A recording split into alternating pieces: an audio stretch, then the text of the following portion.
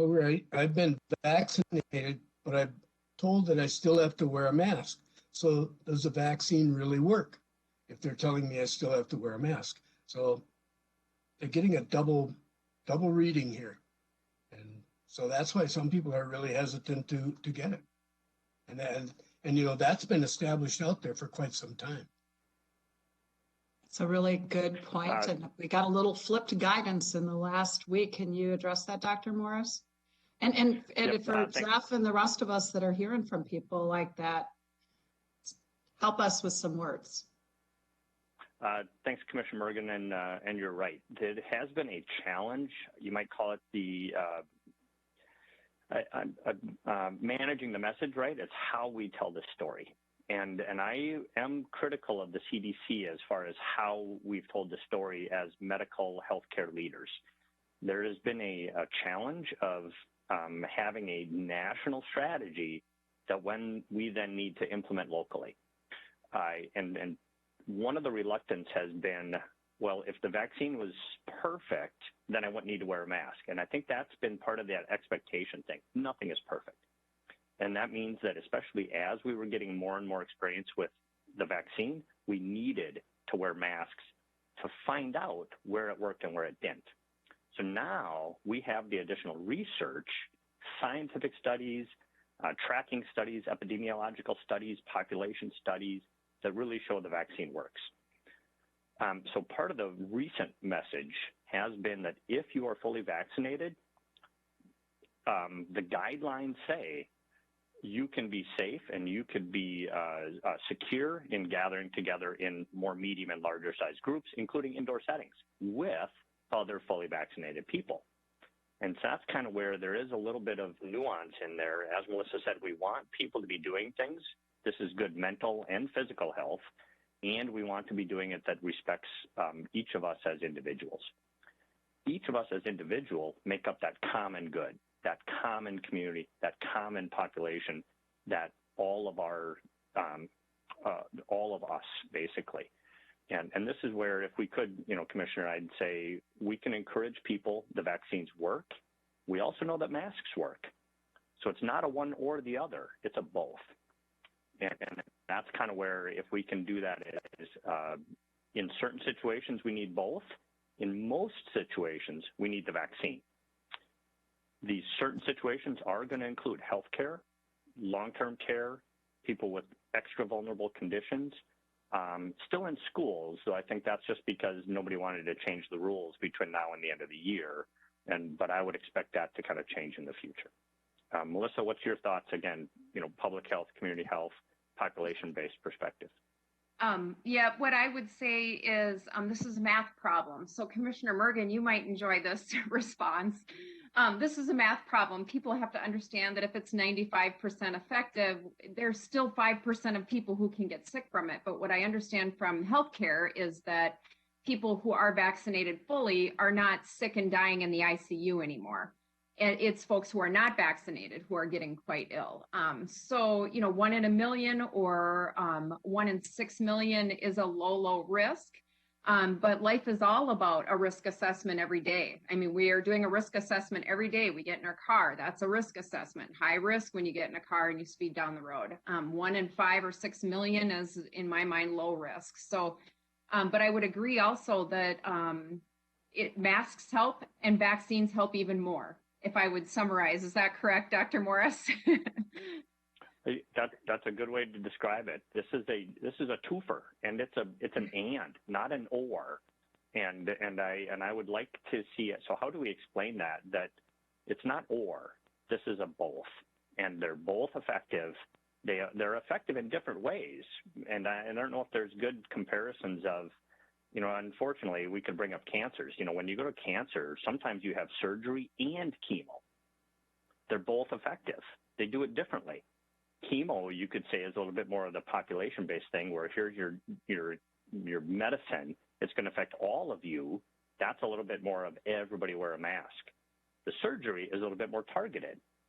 And that's kind of where I don't know if that would resonate with people, but how do we explain this as it's an and, you know, like Melissa was saying? Commissioner Merkin. do you have thoughts on what other information might be helpful or things that you think might be helpful in how we're phrasing it? Because I agree with you. It's been a challenge in that front. So I wasn't sure if you had a follow up with any of that. I do not have thoughts. Okay. But it You was can just, ponder. we're talking about hesitancies, and that's one I've heard Yeah. more Thank than you. once. Thank you for raising that. I think that's a very important one. Commissioner Persky. Yeah, Madam Chair. Dr. Morris, thank you for all the work you've been doing with this. My goodness, it's been quite a journey since last year, and your work's greatly appreciated. Melissa, yours too, Aaron as well. Just to comment on the reason for wearing masks, even if we've been vaccinated. But one thing with the vaccinations, we have not identified those people visually who have been vaccinated. We don't put a V on your forehead that lets you know that you've been vaccinated. Therefore, when you gather together in a dental clinic or a medical clinic, you don't know if the person next to you has been vaccinated. Therefore, keeping the masks on still does make sense because, again, you don't know those that are and those that are not. One question I was going to ask on these festival shots, are we going to be using the Johnson & Johnson one-shot stop and then the people are basically done? Dr. Morris. Thank you. And good comments about if you don't know somebody's status. One, I would like to think that we can be trustful and open with each other and ask the question. And we have seen people do that even in some of our waiting rooms, perhaps not for masking, but it is probably about how we ask it. And that is why in our settings, which are a higher risk with a lot of unknowns, we will continue, at least for now, for the masking and vaccines while we kind of push our vaccine numbers higher. Within the festival situations, I think there will be a couple of options. Number one is right now, we don't have that volume of the Johnson & Johnson vaccine available. So if we have it available, we will give it. It is a nice one and done. In other words, you could walk by, get your vaccine, and then we're done, ready to move on. And we're going to have to manage supply. And that's kind of where what I'd like to say is even if we get you one is better than none. And by getting you one, imagine it's a Moderna or a Pfizer at a festival, we can also sign you up for your follow-up shot 3 to 4 weeks later. And that's an opportunity where we would take that as here's your one, let's get you an appointment, for your 3 to 4 week later one, or set something up for follow-up. Otherwise, if we had a whole bunch of Johnson & Johnson, Melissa and Aaron and our teams would be happy to do that. It's just the supply has not been there. And hopefully that will change. And I really appreciate you and your team as well as ours looking at how to be helping do this. As you know, one of the things we've been talking about with Summertime by George and our Rotary is what can we do with the club and what can we do as community participants to help us move that dial. So figuring this out in a smart and safe way will be very helpful. Commissioner Persky, I think you had a follow-up. Yeah, just to follow up, I understand the Saints have done a vaccination at their ball games, and I'm just saying that maybe we can do perhaps something with the Rocks as well that reach a certain group of the community. So that's all I wanted to say. Thank you, Commissioner. I've offered my backpack to our team and said, tell us where to go. We'll put it in there. Now I think I need a cooler. More than just a backpack. So maybe a refrigerated backpack. So that's one thing that we could probably be innovative about, Melissa. We'll go where we're invited. So I'm not sure if anybody's talked to you yet, but perhaps even though Breakfast at the Farm is going to look a lot different this year than it has in the past, that might be, as people are there might not be, but just throwing it out there. I'm sure people are talking about it. Other comments, questions, ideas? Aaron, you've been very quiet. You have anything you want to make sure gets added?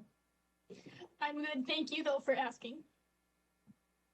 I think one of the things that gets to be a little tricky, just one quick second, because you may actually have a response to this. One of the challenges with with St. Cloud being in 3 counties is sometimes people really being able to see and understand, and then the east side of our county being more populated, but not more important than the west side, And it looks like, you know, the work that you all are talking about is really paying off throughout our county.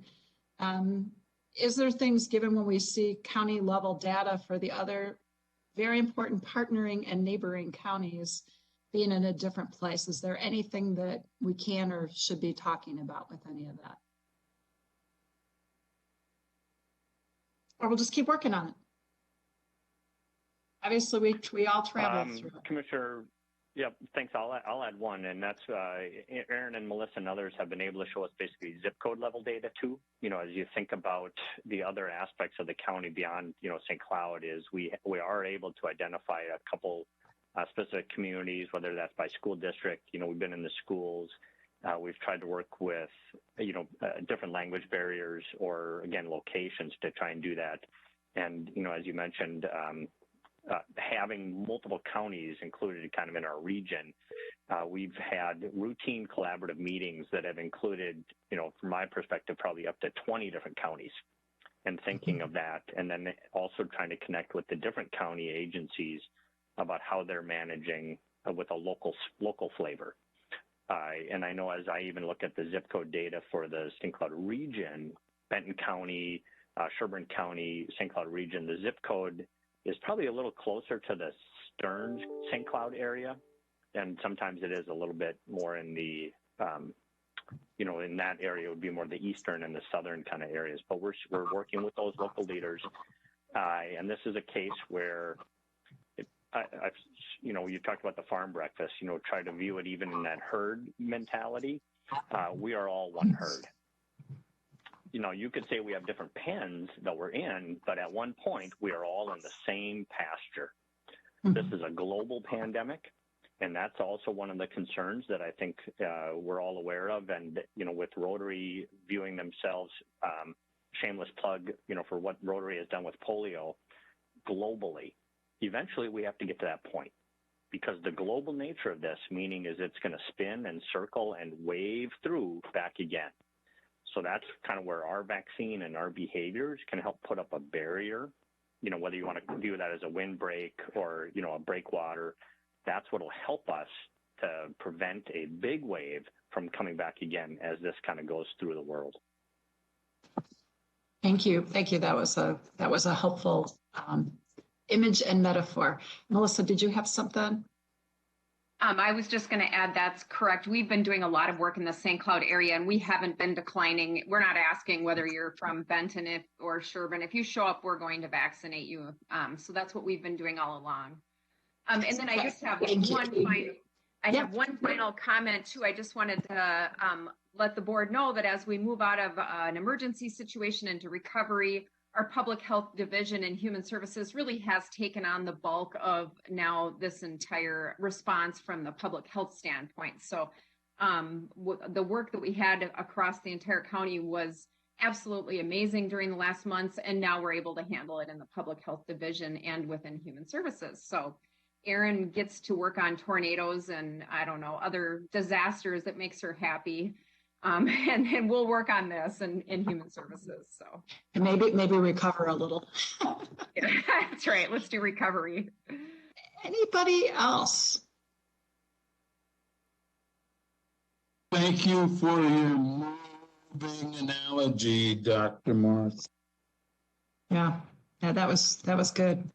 Steve, did you have anything? Yep. No, I'm Okay. good. Thanks. Okay, just want to check in with everybody. Well, timely conversation, and I think the things you heard us raising are things that we're hearing all over the place, and probably things you're hearing as well. So appreciate that, and thanks again from all of us for all of the amazing work. We're not done, but boy, we've moved a lot. Anything else? Otherwise, we can let you thanks go. Thanks for your time and your support. Appreciate it. Please thank your staff. I will. One of them is sitting right over here. I got to get back to my other job. Good. So I'll go. Thank you. I'll go do that. Thanks. Thank Bye. you. Bye. Great. Well, and thank you both, Melissa and Aaron. And I think we're moving on to some public hearings. And I know we just need a moment for transitioning.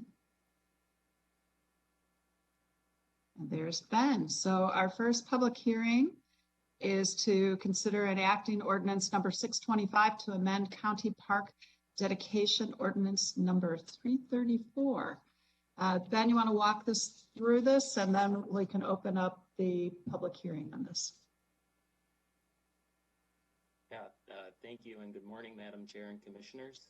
Ben Anderson, Stearns County Parks Director. The agenda item E1, conduct public hearing and consider enacting ordinance number 625 to amend County Park Dedication Ordinance number 334 can be found on packet pages 41 through 53. A summary of the proposed changes include requiring that the collected park dedication funds be placed and tracked in a separate account within the park fund, requiring the collected funds be used in accordance to Minnesota Statute 394.25 Subdivision 7, requiring the Park Commission to develop and implement a park dedication funds application and review process, and making the funds available to the county and applicable townships or cities through the established application and review process. The significant proposed ordinance changes can be found in section 4.4, packet page 44, which adds the language from the statute on how the funds can be spent, identifies the fund in which the funds will be placed in, accounted for, and establishes annual reporting to the townships on where the funds were collected and expended. The remaining proposed significant changes can be found in section 5, packet pages 45 and 46. Section 5 outlines the application procedure and delegates the application review process and park dedication funds distribution to the county's Park Commission. In addition to today's public hearing, the County Parks Department and Park Commission solicited township input on the application process from December 2020 through February 2021. 4 townships responded, with most inquiring how to access the funds or they had questions about the fund. We did receive 1 letter from Brockway Township in which they have requested be read into record during today's public hearing. The Park Commission has reviewed and recommends adoption of the proposed amendments. Okay, are there any immediate questions from the board? If not, I'm going to open up the public hearing. Okay, seeing none. Public hearing is open. Yes, sorry. I was just going to ask if Ben could just maybe state for the record too, I believe if I read it correctly, if the money is sitting there, the Parks Department can utilize the funds, but if they're requested, then they would provide them to the townships. Is that correct?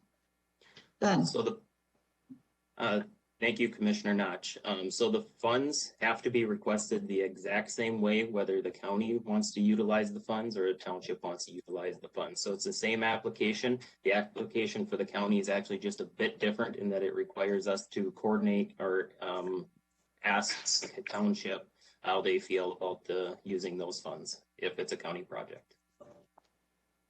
But basically you can utilize the money if it's just sitting there. But at some point, if the township request the funds, you have to make sure they be available, correct? Mr. Anderson. Commissioner Notch, we wouldn't, so if the Park Commission approved the county using the funds, then those funds would be expended on a project. So those funds wouldn't necessarily be there in the future if the township wanted to utilize them. Okay. Is that it? All right. I just thought I read where it said if the funds are sitting in the account, you know, the Parks Department could utilize them, but then at some point in the future, if they were requested and they met the requirements, that they would have to provide them. Maybe I was just confused on that part of it. Yeah, that was not the intent, Commissioner Notch. So Okay. I mean, we could work together to try and find that. And I'm not recalling in the ordinance where it would allude to that, but we can certainly take a look at it. So. Okay. No, thanks. Okay, go ahead, Jeff, and then the public hearing is open, so we just need to find out if we've got any public to respond to any of this, and we can obviously have our conversation. Jeff, go ahead. Does is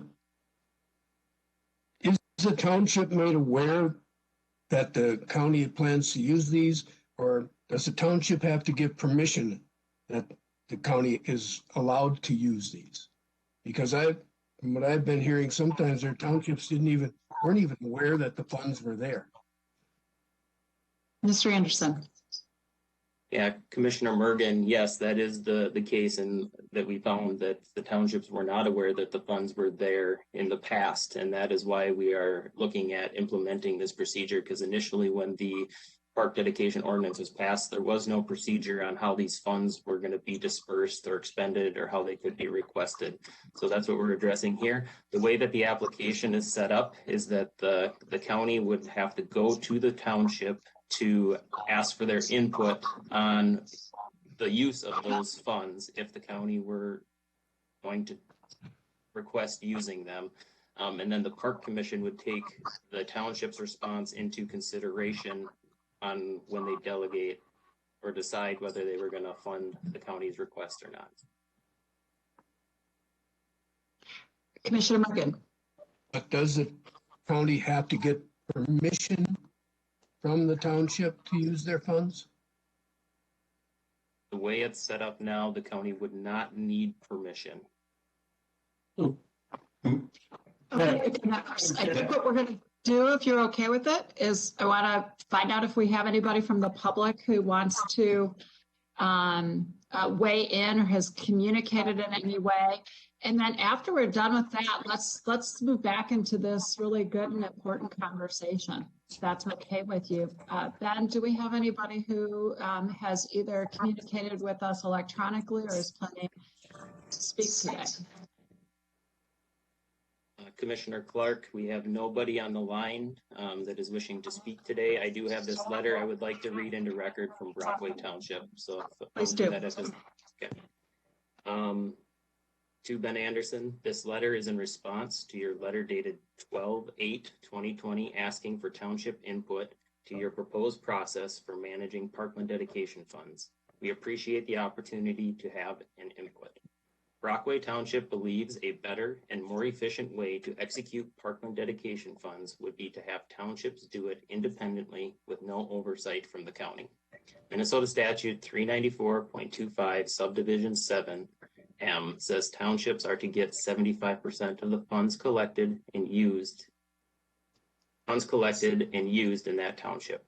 We see no reason why Stearns County approval should be required to execute the funds, since the statute is clear on what the requirements are to use the funds.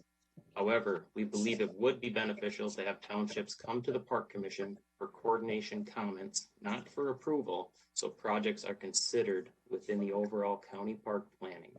We see no reason why any of this needs to go to the commissioners for approval. We see the process as this. The county collects the funds. The county sends each township its 75% share on a yearly or some reoccurring basis. Townships manage the funds per Minnesota Statute 394.25. If townships decide not to use the funds, they can return them to the county. Townships coordinate projects with Stearns County Park Commission, and then the township executes their plan. We believe this to be a more efficient way to manage these parkland funds. Sincerely, George Fiedler, Brockway Township, Supervisor and Chair. Thank you. And is that the only communication on this at this time? Okay. Okay. Well, as we do if we were in person, even if there's nobody sitting in our chambers, I'm going to go ahead and ask, is there anyone wishing to speak on this proposed ordinance? Is there anyone wishing to speak on this proposed ordinance? Is there anyone from the public wishing to speak on this proposed ordinance? Seeing none, the public hearing for this particular hearing is closed. And okay, I think I saw Commissioner Persky. I think you had, Mike, did you have something you wanted to, is it procedural? Go ahead. Well, we'll go back to members. Okay, thank you, Madam Chair. I just think it's important. It sounds like maybe there's some confusion, but there's two pieces there's two parts of these fundings. 75% of these funds are required to be spent within the township where they are collected, and that's the dollars that we're talking about that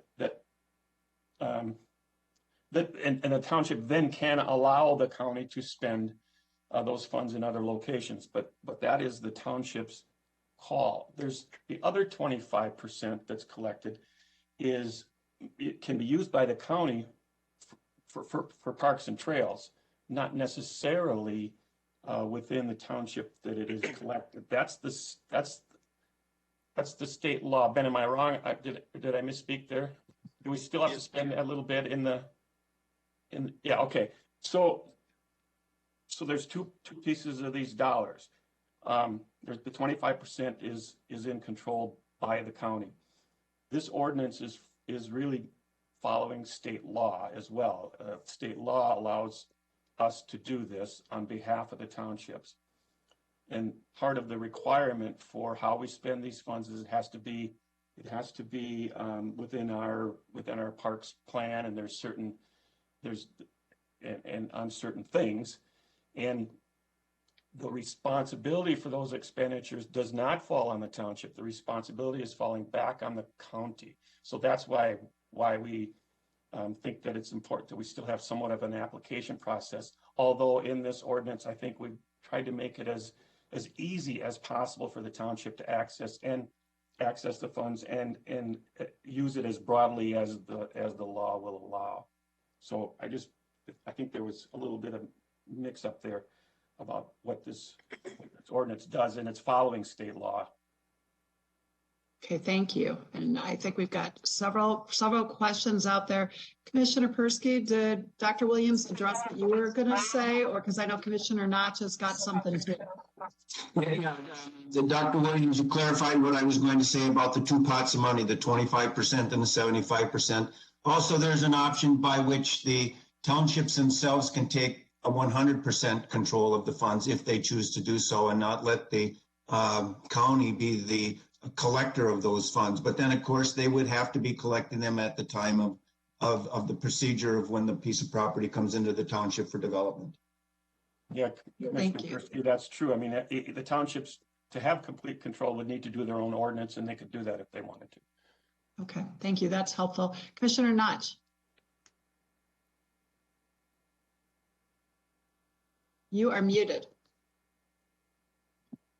Okay, going back, Ben, I now I understand on back on page 44, right after your little blue highlight in 4.4, I think that's where my initial confusion came in, but now I understand the township board or city council may agree to allow the county to use those funds in other locations. I think that's where I was a little confused, but I got it now. Thanks. Commissioner Notch, I shared a little bit of that same confusion. Other questions, comments? Yeah, okay. Yes, Mr. Anderson. Thank you, Commissioner Clark. And yes, thank you for that clarification. But yes, that 75% of the funds has to be spent by the county within the township. It's still county dollars. It's not townships dollars. It's just funds that have to be spent within the township there. The 25% is that portion of the pot that can be spent anywhere in the county, but on specific, as the statute reads. So trail connectivity, accessibility, and things of that nature. So yes, and as Mike had alluded to, yes, this is just or as Commissioner Mergen had asked, the county does need to coordinate with the townships if they want to use that 75% portion within the township via the application process. Commissioner Mergen. Yeah, I think just to prevent some future problems, that 75% is used by the county. I think there should be something in writing from the township saying, yes, we agree to this, just to help prevent future problems. And then, go ahead, Mr. Anderson. Commissioner Clark, Commissioner Mergen, yes, that is part of the application process. It's actually a line within the application that the county has to justify to the Park Commission or explain to them the conversation that was had with the township about utilizing that 75% of funds. But Commissioner Mergen. is something being required that the township supervisor actually sign off? So something in writing from the township. Mr. No. Anderson. Commissioner Mergen, no, there is not at this time. But we can make that part of the application. So I would feel more comfortable with something like that in there. Can be quite simple, but. Madam Chair, Yes, Dr. Williams. Commissioner Mergen, are you referring to if the township is allowing the county to spend those funds, that they should do that in writing? Is that what you're suggesting? Yes, that if they're releasing it to the county, I would like to see something in writing signed by the township supervisor. That would just make me more comfortable about the whole process. Yeah, I think that, I don't know, Ben, if you misunderstood the question, but I think that was contemplated within this whole process. We would need a resolution or something from the township board allowing the county to spend those funds differently than the town, than within the township, or how they could use it. Mr. Anderson.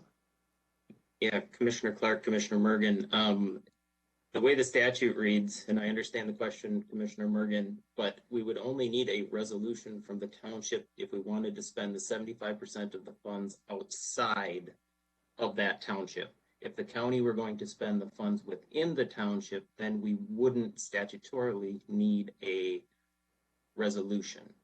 That's why we built the question into the application on the county side of things to make sure we're coordinating with the townships if we are proposing to use those funds within the township. Commissioner Mergen. But even if it's spent within that township, but it's done by the county, I would personally feel a lot more comfortable if the township signed off and said, yes, we're okay with the county spending it on their designated park rather than our township park or whatever they were thinking about using it for, or may thought about using it for. Mr. Anderson or Dr. Williams? Commissioner Mergen, board members, I think that's something that, yeah, we could certainly build in to that application. I don't think that would be an issue, so. It seems like it helps with that coordination too. It makes, I see where you're going, I think, Commissioner Mergen, and I think that makes a lot of sense. Madam Chair. Commissioner Persky.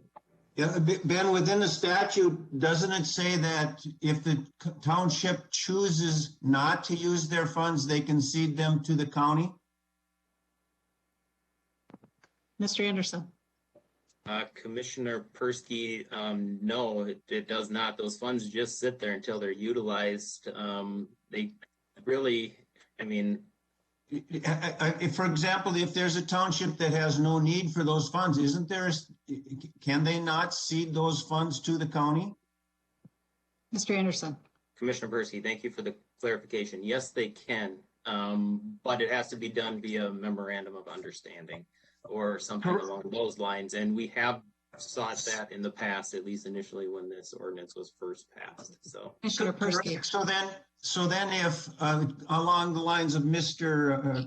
Mergen's question, if they don't cede them, why would we do a hostile takeover of those funds? Mr. Anderson. Madam Chair, I think. Go ahead, Dr. Williams. Commissioner Mergen was talking about the 25% that is in control by the county, and I'm not so sure that we would want to restrict ourselves too much on that, because that actually is used. I mean, the state law requirements are different for those dollars. We have to use those only for parks and trails, connectivity, and accessibility purposes, where the 75% can be used more broadly than that. And Commissioner Morgan, I think you were talking about something broader.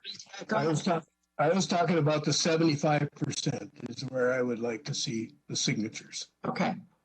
Madam Chair, I'm sorry, Commissioner Murgan, Yes, no, you're fine. I think that's what we contemplated here was that if there was going to be a different use of the 75%, then yes, we would need concurrence and want concurrence from the township board. So I think what I'm hearing, just to clarify, I want to make sure I'm hearing it correctly, is that if we're talking about within the 75%, there would be a signature and or a resolution, something from the township so that they have signed off on this, which is separate from the 25%. Is that correct? And Jeff, is that what you were looking for? That's correct. That's okay. Then I think we might all be on the same page, and it reinforces that however this is going to get communicated. Think about carefully. Okay. Sorry, go ahead. No, I was just going to say, we really did try to make this as easy on the townships as we could within the constraints of the state law. So it sounds like maybe we didn't accomplish that, but we tried to.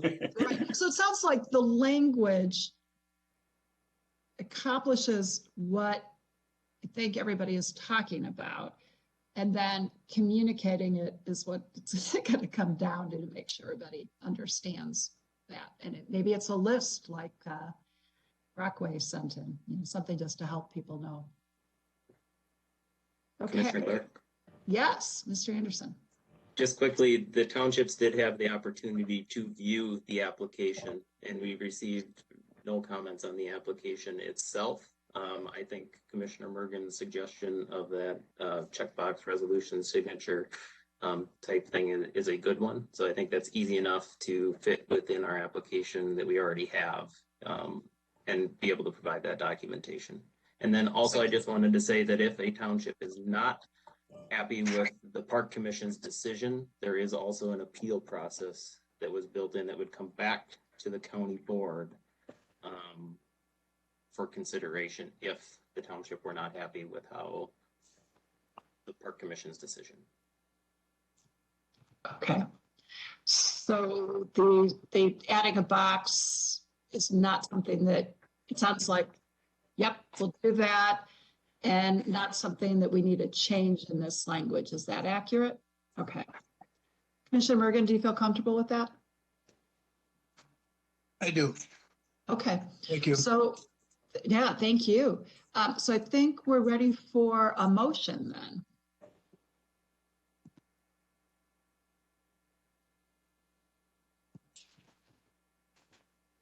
The recommended action with that addition.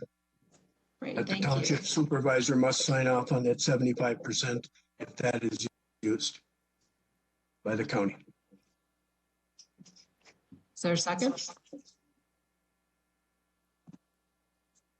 Persky, second. Great, thank you, Commissioner Persky. Okay, got a motion and a second. I'm not seeing anybody saying they've got something else they want to add now. So, Randy, I think we're ready. District 3. Aye. District 4. Lee? You're on mute, sorry.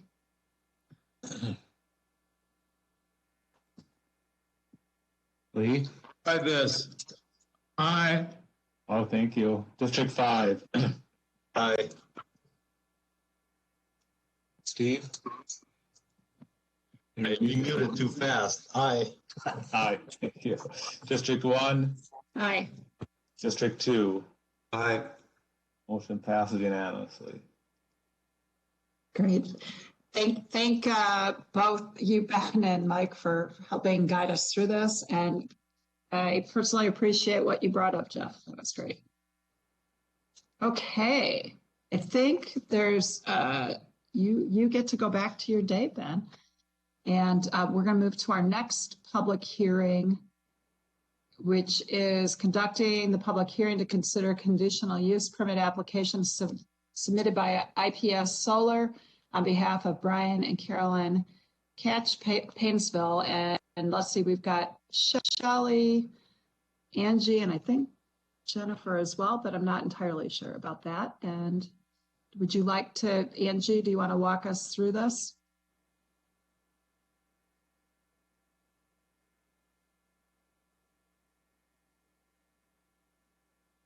Madam Chair. At the moment, oh, there, good.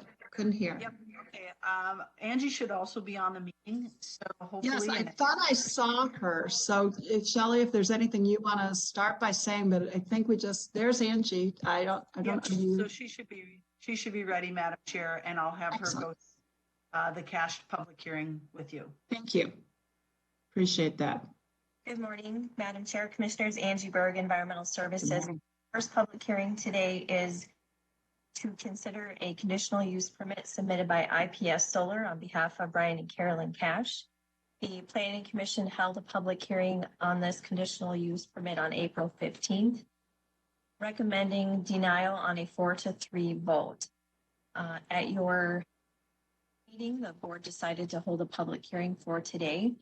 Typically, Commissioners, your policy is if you do not concur with the Planning Commission, it's to hold your hearing, which you're doing today. And if you would choose to approve the request, then direct our department to come back with findings of fact. And if you agree to concur with the Planning Commission, then you would adopt their findings as stated. I will not read through them. They are in your packet. If you have any questions, I'm happy to answer them. And I will pull up a map. And this might look a bit familiar to the commissioners. Property was recently rezoned in order for this proposed solar farm. I'll throw up a map of the proposed solar farm location. This is a 1 megawatt, as we have typically been seeing. And we do have one letter of opposition that we received. It was in your board packet by Linda Listman. And my understanding, Madam Chair, is we don't have any testifiers except for the applicants. So unless there's any questions by the board, or if you would like me to read the letter into the record, otherwise you can accept it as incorporated in your agenda. Okay, I think we can accept that. Commissioner Notch, I didn't know if you had something before we get going on the public hearing or not. Otherwise, we'll come back. Well, I'm not sure if it should be now or after we close the public hearing. Right. But if you're comfortable waiting, why don't we have the applicants go ahead I'll open the public hearing. They can communicate with us, and then we'll circle back when we get done with that. Is that okay? All right. The public hearing is open. And as a matter for the record, we're incorporating the letter that was submitted.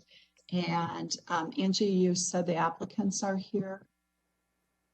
Madam Chair, my understanding is that they are on the call, but I'm not able to see them with the settings I have. I think I see, yeah, I can see a couple people.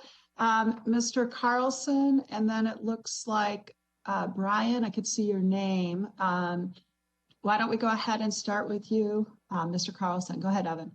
Hi, well, I'm Evan Carlson. I work for IPS Solar, and we're the applicant here on Brian Cash's property. This project is really not that different from the other ones you've seen, and you've seen them before. We did our best to set the property back from the road to the west, and have had discussions with the property owner to the south. That property owner is a relative of our landlord, so we haven't had a lot of objections coming from that area. The area to the east is more of an industrial use, so we have done our best to move this array into its best position and to screen it off as best we can. It's also located near another project to the north. It might be useful to know how the application process works for these projects. I believe we're actually ahead of the project to the north in the interconnection queue with Excel, although we were the second to file for an application permit. So theirs went through first and ours is second, which triggers the need for a conditional use permit. We did do a public hearing. A lot of the discussion at the public hearing was about solar generally and not specific to this project. I do think it is a good site for a solar project. Unlike a lot of the county, this is not actually a prime farmland. I know that is an area some people want to protect prime farmland. I think there are a lot of good arguments for not doing that, but regardless, this is not prime farmland. So that is another unique characteristic of it. Also, the reason why you're starting to see these projects be kind of in the same area is because there just aren't a lot of places left where you can do them. We need to be in Excel's territory on a 3-phase power line, and most importantly on a line and near a substation that has capacity to actually handle that power. So they're just, everything is pretty much filled up, and there happens to be more capacity here, which is why you see multiple developments in that area. After the public hearing, I answered some questions about where the power goes. There's some questions about that, and in essence, it follows the path of least resistance through Excel's distribution network. The grid can be really divided into two networks. You've got the transmission network, which is the high lines, and then the distribution level network, which is Excel's infrastructure that actually goes to consumers' properties and to their sources where the power is actually used. So you get transmission lines, then you go to a substation, then a step down from the substation, it goes to people's property. And because of the nature of community solar being really a way for people who don't have a good spot for solar panels to be treated as though these solar panels are up on their roof, because of that, we are plugging it into the distribution network. So it will follow that distribution network through the grid. And this point flows both to the city of Paynesville and then southwest. And there are a few other cities to the southwest where power would be consumed as well. But it really will just go wherever the demand is, because that's just the nature of how the power flows. I think that was the main outstanding question, is where the power goes. But, I'm here to answer questions. I mean, it's all removable. We plant an indigenous pollinator-friendly seed mix. We use the scorecard for making sure that seed mix is good and done correctly. We remove the whole thing when it's done. There's no dispute from our end about the decommissioning security. We've agreed to do that. So apart from that, it's pretty similar to all the other ones you've seen. But we have done our best to move it and screen it. So, Thank you, Commissioner Notch. Yeah, just to follow up to Mr. Carlson on, and maybe this is just for a point of clarification. On page 69 on your app, you had there be 3,888 panels, but then on page 83, it's 3,825. Is that because after you design it, that's what panels only fit on there? Yeah, I mean, the objective is for 1 megawatt alternating current, and it depends on the type of panel you use and how it's used. So I would say that both of those could likely be not entirely precise, but the total product should be 1 megawatt. So basically, the 3,888 is kind of the max to get to the 1 megawatt. Well, Mr. Carlson. It's more like an estimate. Okay. All right. Before we build it, we'll have a full civil and electrical set that will determine the exact number of panels that we need to do it. Okay. Thanks. Great. Commissioner Notch, anything else from Mr. Carlson at this point? Mr. Carlson, did you have something else? Otherwise, I want to make sure we gave Mr. Cash an opportunity if he wants to speak to anything. Not unless anybody has more questions for me. Okay. There may be more. You never know. Mr. Cash, we're still in the public hearing part of this, so I want to make sure if you would like to say anything during this part that you're able to. Yes, Mr. Carlson kind of covered kind of the basics. our main interest in going with the solar on this property is, I mean, it's kind of an old gravel pit. The soil is very light and can be We need to, excuse me just for a second. I think we're having trouble hearing you. Control room, do you have a way to help increase his, or can you turn up your mic? We just want to make sure you get heard. Okay. Go ahead. Is that any better? Yeah. I think it's better. Lee, is that better for you? Of course, you're muted, so I can't hear you. I haven't heard him comment since you told him to turn it up, but let's give it a try. All right, go ahead. Yes. Yeah, so basically, I mean, this is just an alternative to produce, you know, basically more income off of this, off of the soil that doesn't produce very well with conventional crops. My brother still plans on raising cattle, so that's kind of what our intent was with the rest of the farm that doesn't go into solar, is to continue to farm it, to feed the cattle and sell whatever products that we don't feed to the cattle. And then, like Linda Listman, I understand, you know, what she's saying. I'd just like to point out that I don't believe she actually lives at the farm site. I believe that's rented out. But she does have horses and she utilizes the farm site quite often. But I don't believe she lives there. Thank you. Thank you. So was there anybody else wishing to speak in the public hearing portion of this? And certainly there may still be questions for both of you after we close the public hearing. Is there anybody else wishing to speak at the public hearing on this issue? Is there anyone else wishing to speak to the board on this issue? Seeing none, I'll close the public hearing. Okay. Members, Steve, is this where you wanted to talk, or do other people have? Sure, if I can just ask a few, or make a few comments and maybe ask a question. Yeah. So on packet page 55,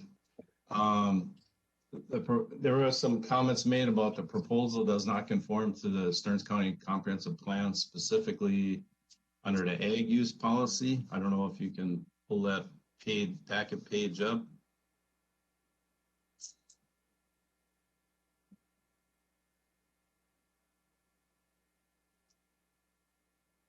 But anyway, item number 1, where it talks about primary land use as an ag zone with limited agriculture related businesses, solar, wind, recreation, institutional and open spaces. I just wanted to, I know it seems like a lot, and I know the Painesville area is getting a lot, but if you look at, let's just say the average 1 megawatt takes 8 acres. And if we have 40 of them, that's 320 acres out of, I don't know what the total acreage of Stearns County is, but it's still a very limited use of the land mass in Stearns County, in my opinion. And then the second item, to emphasize the importance of animal agriculture. I realize that's an important part too, but if you're talking a cropland acres, it would be different than if they're taking a pasture out of, use for livestock and converting that into a solar array. To me, it's a little conflicting language there, because the crops get fed to the animals, but they can also be sold for grain, for any, other food consumption, whatever. So, I don't know how well you could say that doesn't conform to our comprehensive plan. The other thing was the coexistence in number 3 with sensitive natural resources. Again, I'll relate to it being an agricultural field, that I'm assuming over time, has been sprayed with chemicals if they grow crops on it, so they get a better crop. I don't see the impact of this to the natural resources, because again, you're not putting it in maybe a CRP area or somewhere where, it's not actively tilled and sprayed and stuff like that. The other one is number 4. Again, if you look at the Lisa score, to me, this isn't prime farmland. And I think it's been mentioned by a few people in the public hearing. So, those are just some of my comments where it does not conform. Maybe, in my opinion, some of it can be considered conforming, but again, it's a matter of opinion, and that's basically just, I guess, my opinion. The only other comment I had was there was a reference to the finding of facts number 5, which is on page 149.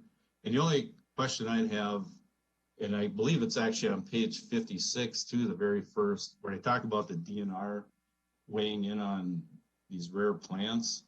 But in my opinion, unless you're putting the solar array in an area that might have these, not a farm field, then it would be a direct concern for me, because you might be disturbing maybe a protected species of plant or animal. But again, this is just my opinion. It's been a farm field, and I don't think those impacts are going to be affected on this parcel. And the DNR question, I'm not sure. The DNR question, I'm not sure if anybody can really answer that response. Or if it's Angie, is even, that something you can address? Madam Chair, I'm sorry, I was looking for a map for Shelley. So maybe Shelley caught that question, or if. Sure, Shelley? It's my understanding that there was no need for DNR to review this site at this time. I kind of figured that, being it was agricultural farm field. Correct. You are correct.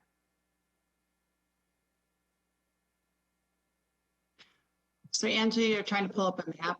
Can you tell us what the map is? Madam Chair. Oh, sorry, Shelley, go ahead. Go ahead, Ms. Benson. Actually, that's Jennifer Buckentine. Oh, Yeah, Jennifer. this is Jennifer. Sorry. Yeah, This is what I get for not being able to see all of you. Go ahead, Jennifer. Yeah, I was just going to mention on that DNR question, this is within a mile of a mapped rare species. So we did notify the DNR and asked for their comments, and I checked back in with them a couple of times and haven't received any comments. But I can tell you, we did get comments for the project directly north on the Cache property. We got those comments on that one from the DNR, and their comment was that the solar garden wouldn't have any impact on the rare plant or species that is in the area. Okay, thank you. It looked like you were able to get the map up and then it went down. Yes, I'll let Shelley speak to this map. I'll Okay. just pull it over here. I think. Oh, and Steve, perhaps, go ahead, Commissioner Notch. Hey, while you're getting that organized, maybe can somebody just add a little clarification? There was a comment made about, I think it was Wright County and McLeod County, but I believe Wright County clarified some issues with their solar.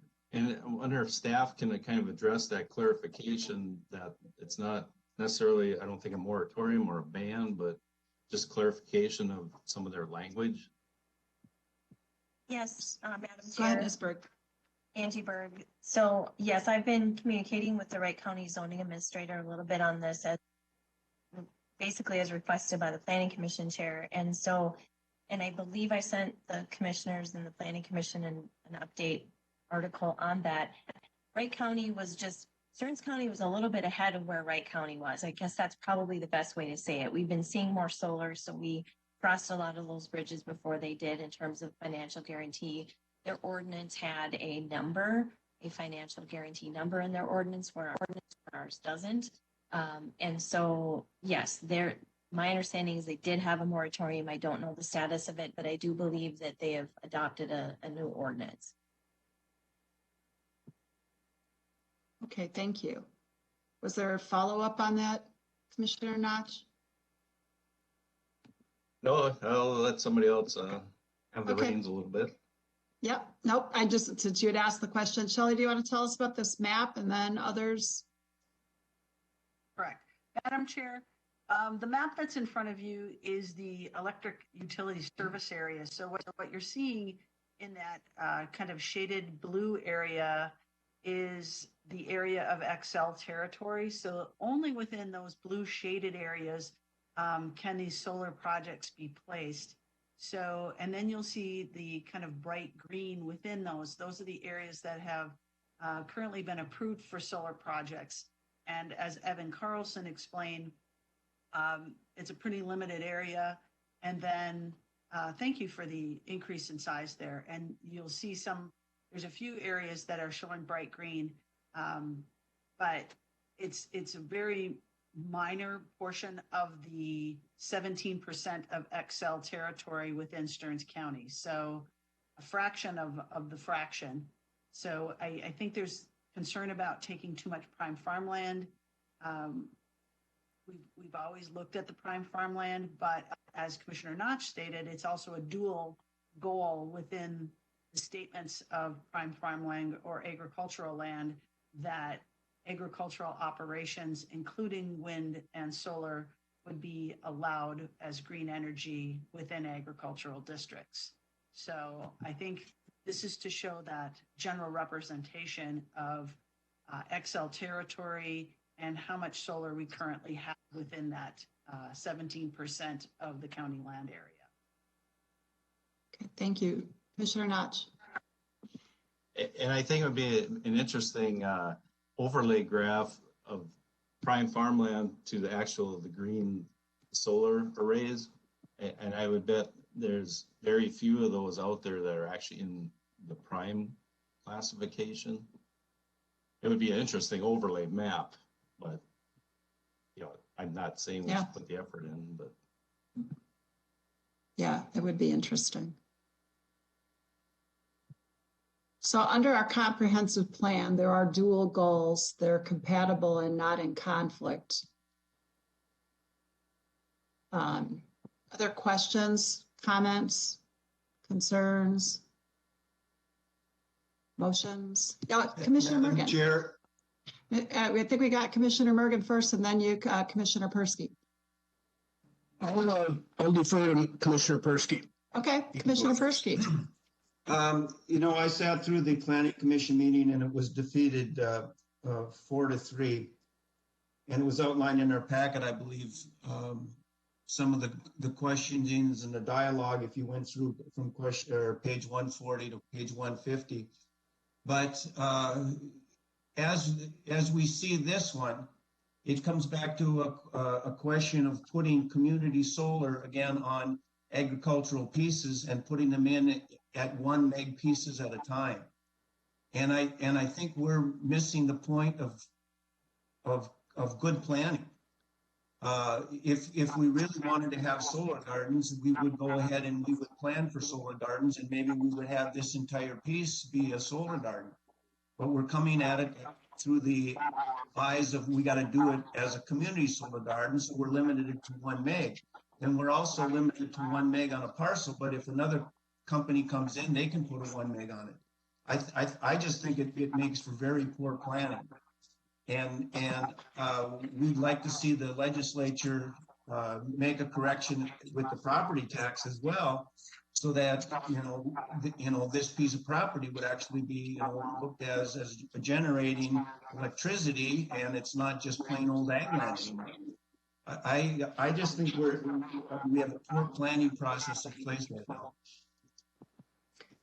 Well, I think the other thing to add into that is the property owner's decision about what they want to do with their property. So the wrinkles in statute are clearly a challenge for the landowner as they're making their own planning. But this is their plans. That's part of the challenge with it. So just adding that into there. Commissioner Mergen.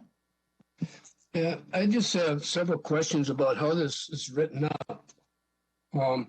Okay, page 74 in our packet says they can operate for a 3-month construction period from 8 till 6 p.m., 8 a.m. to 6 p.m. And does that mean Saturdays, Sundays, holidays also? It doesn't say. Not that. It doesn't say 5 days a week. And you're asking about the construction part of this, correct? That, yeah, on page 74, that's the So can start. somebody talk to us a little bit about how the construction, what the intent is, or how does this work? Madam Chair, Yes, Ms. Berg.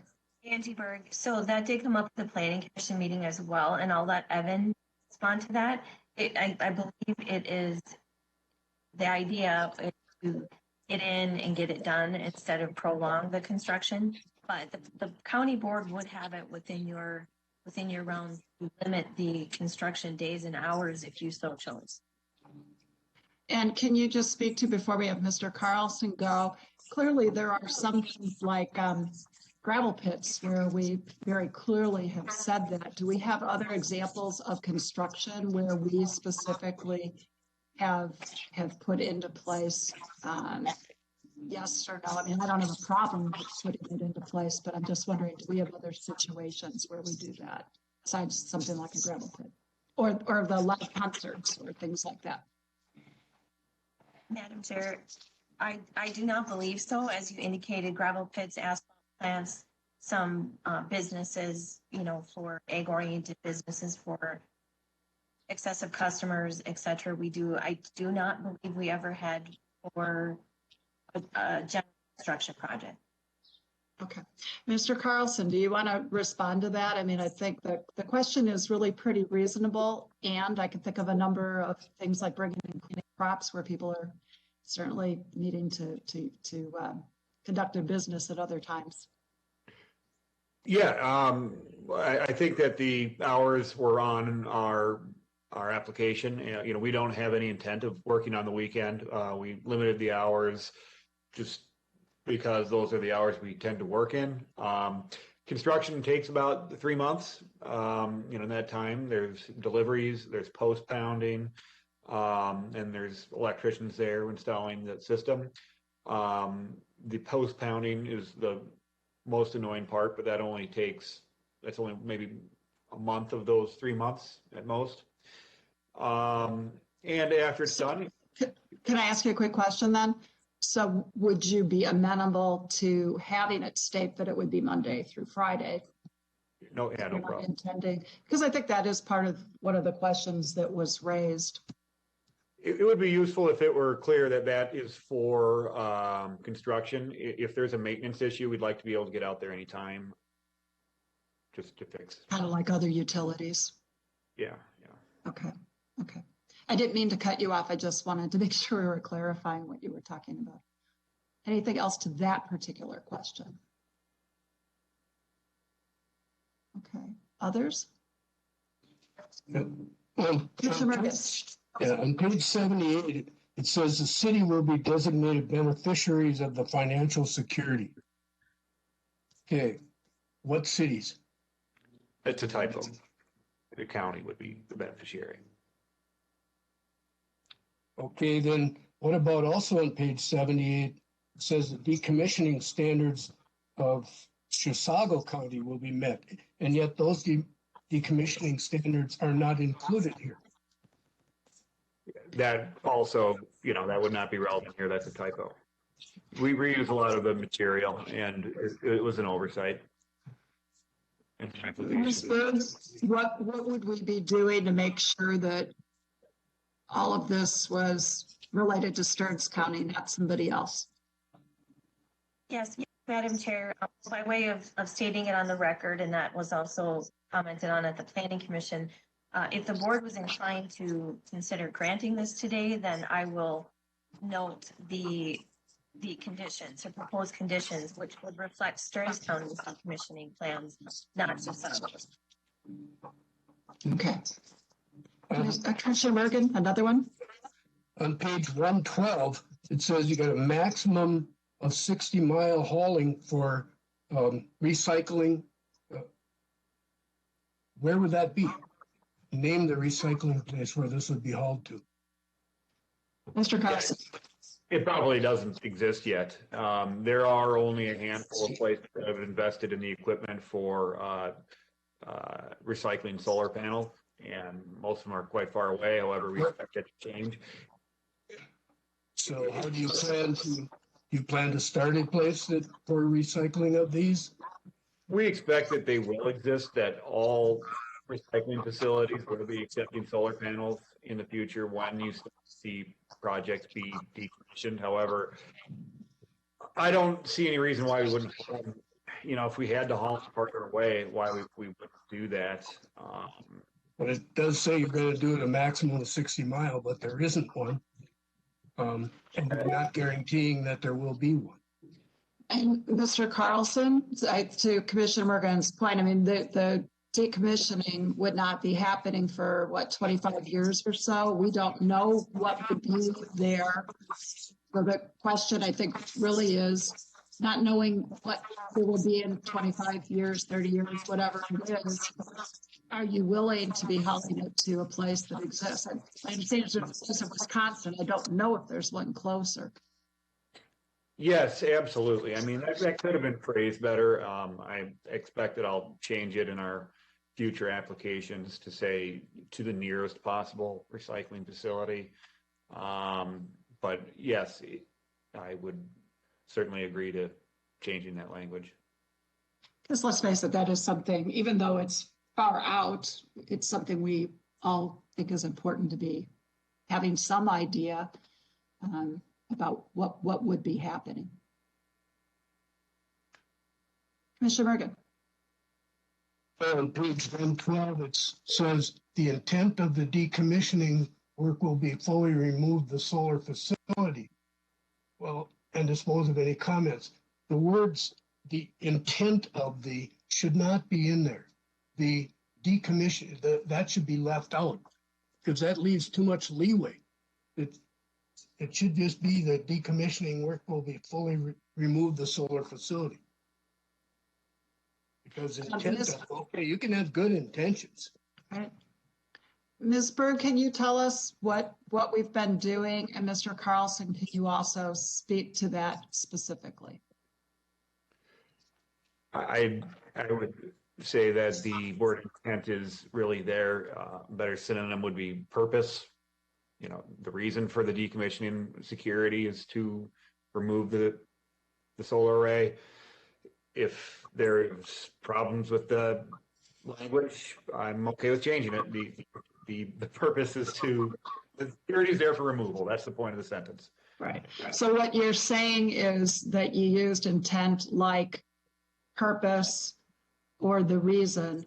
I agree with Jeff that can be a bit vague though, because you're talking about the intent of the fund, but I think we'd want to be making sure that is what it's there for. If by the time we get there, that's what is still needed. It may be something entirely different. That's another good catch. And these are things that are really important as we move forward as well. Do you have another one? Go for it. Go ahead, Commissioner Morgan. To unmute there. Okay, I got it to unmute. There are several places where it just says reasonable efforts will be used. And again, who gets to decide what's reasonable? That's got to be, I think this whole application is very, very poorly put together when you have all of those types of things in there. It's just not trustworthy, in my opinion. Mr. Carlson? Well, we've done many projects in this county, many projects in this state, exceeding more than 100 of them. And I'd like to think that we have a reputation for being a trustworthy developer. We're Minnesota natives. We are local to the area. We are not leaving. We've been around since 1991, and we intend to stay here. I think we do have a trustworthy reputation. That's very important to us. As again, if we're picking apart the phrasing and the narrative, I mean, surely things could be phrased better. I'm not a mind reader. I'm doing my best to address the issues that are on the application as best I can, or that are required as best I can. And if there is a better way to phrase it, I'm opening to phrasing it better. Ms. Berg, the term reasonable in this situation, and I don't think we have anybody from the county attorney's office on here, but is reasonable the word that is generally used in these types of situations. I mean, legally, there can be standards of reasonableness. I mean, Commissioner Mergen's question about in whose eyes, is it in the county's eyes? Can you give us some clarity? And then again, my other question is the landowner, the property owner for for whose property this would be on. Do they have choices between who they are selecting as a developer? Because we obviously are a party in some way to this, but this is really between the landowner and the developer as well.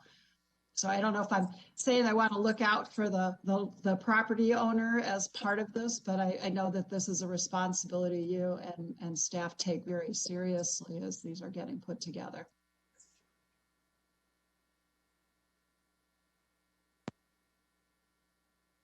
Madam Chair, are you looking for comments from our department? Yep. So reasonableness, is that something that we see in many of these? And to what extent does the property owner end up interfacing with this versus the county? Yes, Madam Chair. Well, I'm hearing that the word reasonableness is causing some concern from the board. So you'd have some options. You'd have the option to change that terminology. In terms of how far does the board go? What's the role of the county in relation to the landowner and the solar developer? It's a bit like the financial guarantee that we've described in terms of decommissioning. The first line of defense is always the property owner is responsible. And then it's going to be the solar developer, and then it's the county. Or you could flip the first two. They're really equally partnering in this, right? Because one's the applicant, it's the developer. So the county is third in line for all of these decommissioning concerns. If I'm hearing some of the members correctly, if you're uncomfortable with those words, or certainly the typos and other clarifications, we would ask for an updated decommissioning plan. As for the words intent or reasonableness, those are word choices, and if the board's uncomfortable with that, we could ask for them to come back with a different plan. Mr. Carlson. I would point out that, the reason the word is in there is that there are people out there who are opposed to solar projects for whatever reason, and they will do whatever they can to frustrate a project. And I don't want to be limited by unreasonable decommissioning requirements. I mean, I want it to be fair. We want to decommission it and return it to its pre-existing condition within reason. So it's a farmed field again and as productive. But given that it is somewhat controversial, I'm more comfortable having some amount of reasonableness or fairness language in there. So that we don't get in a gotcha moment with somebody who's simply opposed to solar projects. So this is an example. Yes, go ahead. Yeah, on that, there's another option, right? And that option would be what some counties are actually choosing. They're not collecting any financial guarantee for decommissioning. What they're doing, or restoration of the site, et cetera. What they're doing is they're requiring that the landowner and the solar developer enter into an agreement addressing all of these things. So another option could be that the board places a condition that there's an agreement between the landowner and the solar developer that the site is restored to a reasonable, as determined reasonable by the property owner, or just there's an agreement. This is the level of, what level of county involvement do you want to have on these? Do you just want those two to have an agreement and they work it out? Or do you want us to be in the middle of that agreement? Hopefully that makes sense. No, that's helpful. Commissioner Notch? Yeah, just the and I know, part of our duty responsibility is, is to look out for the residents, of the county. But again, sometimes we tend to, I think, get into this, big brother or parent role where we think we're doing somebody a favor by looking out for them. The other thing I kind of wanted to go back to is, the whole taxing situation, I think it, and I don't know how to say this, but just to come on and say it, it's kind of like, government, when you see something that you feel you should get a piece of, then let's, create a way to get a piece of it. But I think in the end, what we forget is who ultimately pays the bill. It's the user of the end product. So, you can tax it. You can say all these businesses are for profit, but like XL has the right to go to the PUC and ask for a rate increase. And if they're granted, they're going to get it. So most of these types of energy uses are subsidized, but in the end, us as users of the commodity will end up paying either way. So, we can tack more taxes, expenses on it, but I think we have to look at it in the end, it's going to show up on our bills. That's my opinion. I mean, I'm not saying it's the best use of precious metals to build solar panels, but at this point in time, I mean, it's a mandated requirement until the next best thing comes along. Nobody wants apparently coal anymore, or those maybe dirtier commodities. So we're going to be forced into other alternatives, and that's what we're dealing with right now.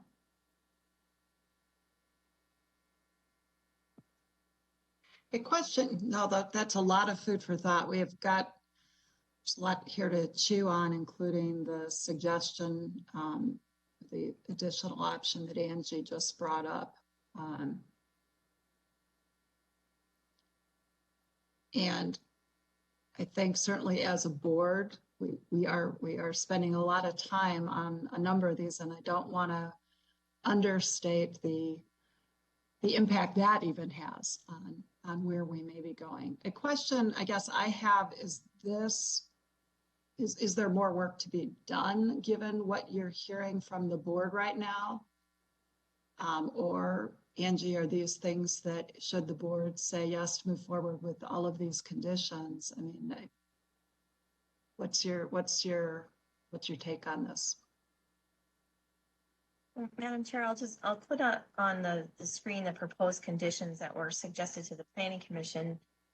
None of these relate to the items that have come up today. So you'd have a couple today. Would be to continue the item and ask Mr. Evans to come back with an updated decommissioning plan. I do believe if the board wanted to act on it today, that most of these things are typos, except for some of those constructive words that have been discussed. We would need some direction on how that needs to be rewritten or stricken, or the third option, as I stated previously, would just be to add a condition that there be an agreement between the landowner and the solar developer on the decommissioning of the solar panels, and leave it very vague.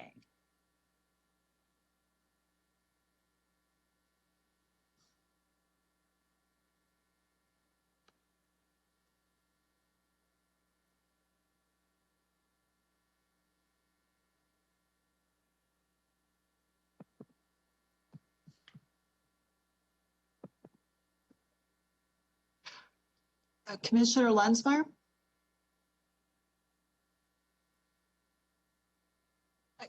I can't hear you. Okay. I wasn't sure if you were saying you couldn't hear others or if you wanted to say something. Both. Go for it. The building on my comments in the past about concerns of decommissioning, I would like to see if there's been any of these situations where the property subsequent to the installation of the solar, if they have been sold. And my question is do we have a financial guarantee, which I said in the past wasn't sufficient for decommissioning, and I also indicated that to raise that guarantee amount also encouraged a litigious challenge in the future, which it does. But beyond this, if once we approve these installations and the property is subsequently sold, does our guarantee, our request for a guarantee hold up? Or could it be challenged that, well, you didn't make this deal with these folks, you made them with the other one? I don't know, is this something that we should send upstairs to the county attorney to see what the impact is of property title transfer? I think we've got a number of loose ends here. While these agreements are for, say, 25 years, the reality is the effective life where these panels generate positive revenue is really the first dozen years, maybe 15 if you get a really good panel. I would request that we do some research on if any of these projects, once they've been installed, if the property has been sold, we have the benefit of a pretty crackerjack assessor, or even Jeff Johnson, who really gets into this research stuff. But what is the impact if these are subsequently sold? Long story short, this is a kind of a sloppy application. I'm not going to vote against it, but I am going to make the motion that we table this. I was going to say, so a couple things, Commissioner Lensmeyer. I was thinking it sounded like we should be continuing this, that might be the appropriate action. And you alluded to our county attorney's office and some of the other legal folks. I am wondering, because you've got a few there's some good questions in there. I know one we're going to want to know from staff if what deadlines we might have on this. And then, Mr. Carlson, I wonder if you have anything that you want to make sure the board is aware of, particularly if there have been any land sales that you're aware of, or a couple of, I mean, Commissioner Lensmeyer, you had a couple different questions in there. So I just want to make sure, Mr. Carlson, if you're able to address any of that.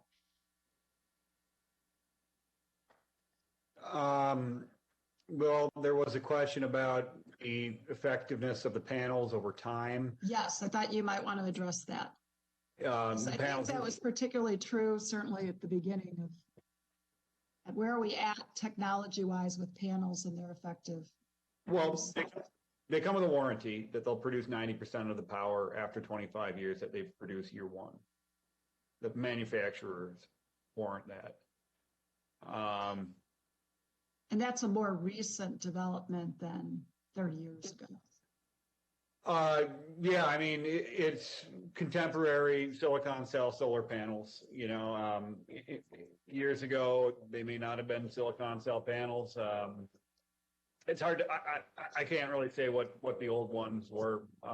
But that is not uncommon for what you're seeing today with modern silicon cell panels. That warranty is not like unique to one brand. It's pretty ubiquitous among them.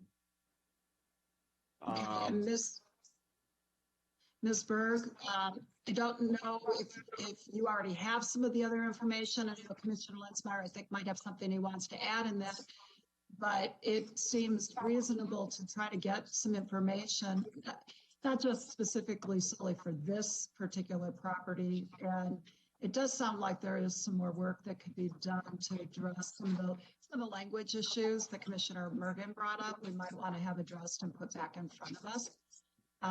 Commissioner Lensmeyer.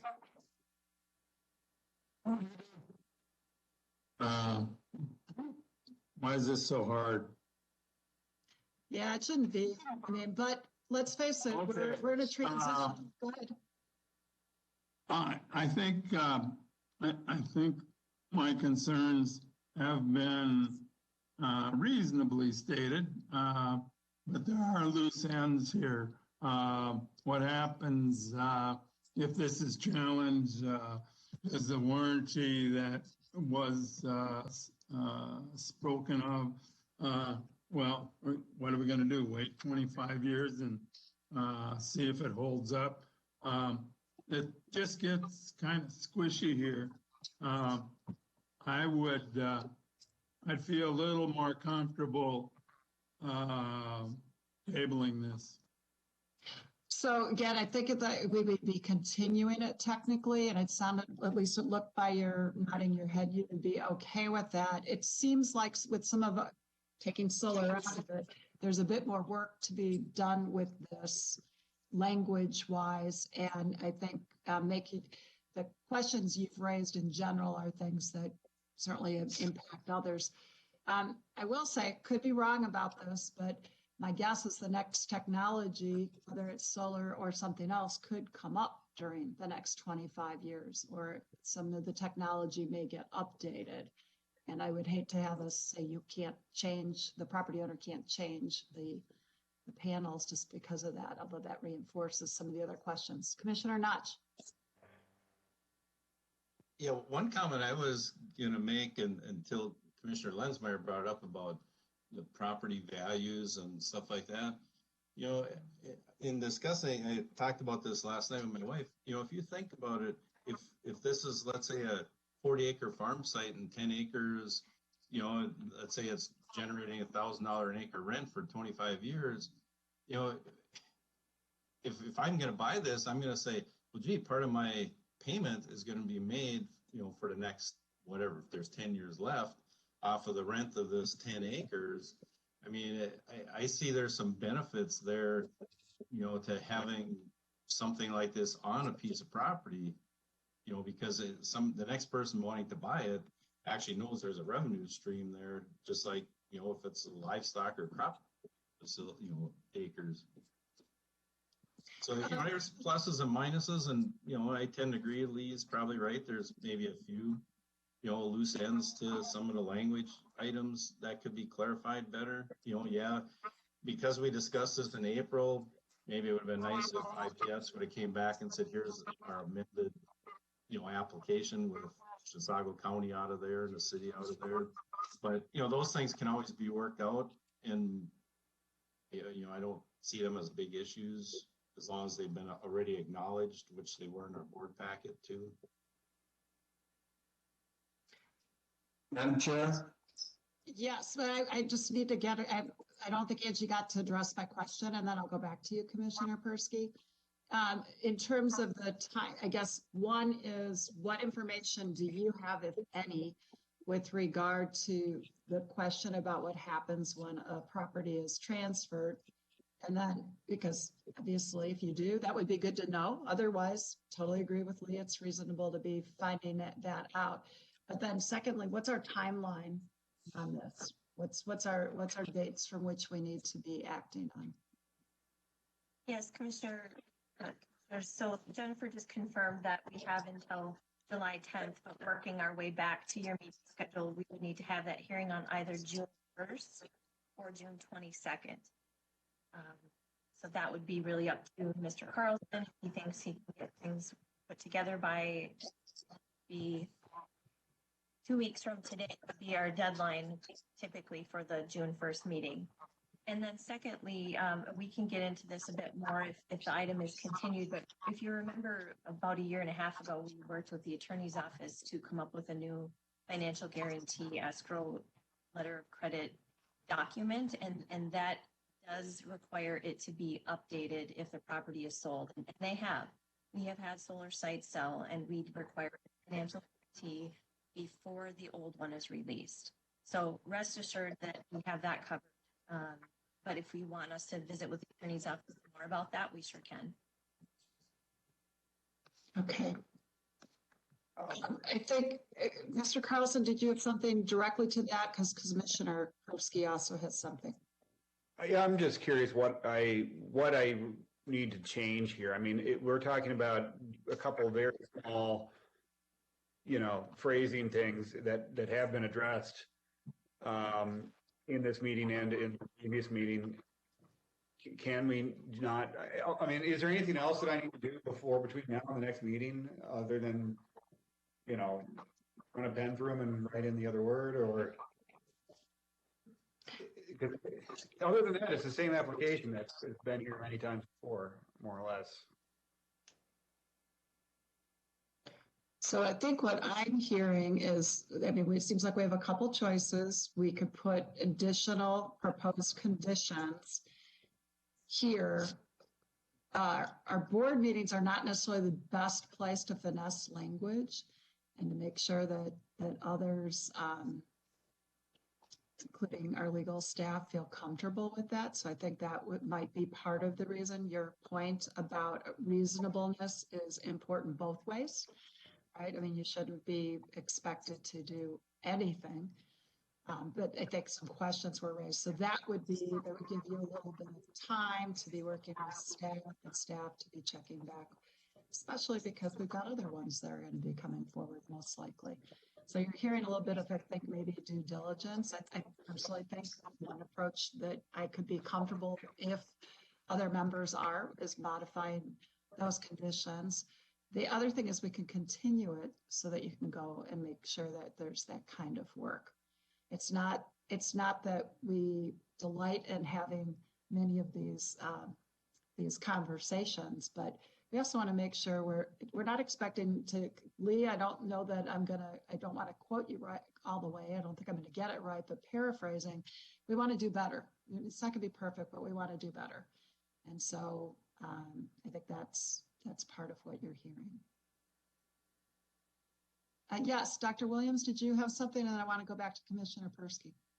Oh, okay. I'm sorry. I didn't know you had someone in line. I was just going to say that, and Angie might correct me, but I think you said continue the public hearing, and I don't think you would necessarily need to do that. You've allowed a public hearing on this application, and you wouldn't have to continue. Technically we closed it. Just table it until later. Yeah. Okay. So we would be able to table that. Okay. Commissioner Persky, did you have something else you wanted to add in? Yes, and that was what Dr. Williams just referred to. I think we're ready to table. I think we've moved this far enough. We can sit and we can talk about the language, but I don't know how much progress we're going to make here. Especially sometimes wordsmithing by group is not the most effective or efficient. So if it sounds like, Steve, did you have something else? I'm just curious, when you talk continuing, did you mean continuing the discussion or the public hearing? I wasn't sure. It was continuing the discussion versus, so the public hearing, we've closed it. We would be coming back, and so it's fine if we want to say that we're tabling it, and that we, particularly if some work can be, some of the work probably is not significant, but if you all are able to work with staff and bring it back in those couple of weeks, that's great. Did you have another different idea or thought, Steve? Well, I'm just curious if you say tabling, at some point somebody has to take it off, bring it off the table, right? Versus continuing. Yeah, you could we could postpone it to a definite date. Yeah, that's what I would be. Yes, you could postpone it till your next meeting. I think that's really what we're doing, is postponing this to the next meeting. And Mr. Carlson, I know that it probably feels like, oh my goodness, what else do we need to do? But honestly, as we're trying to be thoughtful as we're moving forward. And I think you're working on this now will probably have benefits in the future. For all of us, we're all thinking this through. So I think we have a motion to postpone this until our next meeting. Or can we just do that by consensus? Madam Chair, I'm going to ask Shelley a question. Shelley, do we have a timeline on this as far as getting the work done? They just told us. Yep, they just told us that. But why don't we repeat it? Ask that question too, Joe. The deadline was July. So we have action for June 1st or June 22nd continue your action until that time. We can do some clarifying if that's necessary. And just so you know, we have had property transfers, and those property transfers have addressed the financial guarantees. So those have happened. And as Angie said, we did change our financial guarantee language to address that. So it has happened, and we've taken care of all those situations. Okay, and I just comment for the record, I don't think my opinion's going to be changing. I think we need to have a better handle in general what we're doing and how we're doing these 1 meg sites, and I don't think we have that. So. Okay. I've heard a couple of people talking about continuing this. Can we have a motion to postpone until our next meeting? As long as the parties involved think they can get that done to come back in time?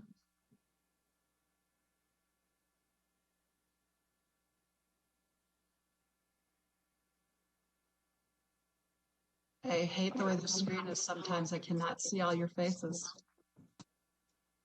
Lee, do you want to move to postpone it till our next meeting?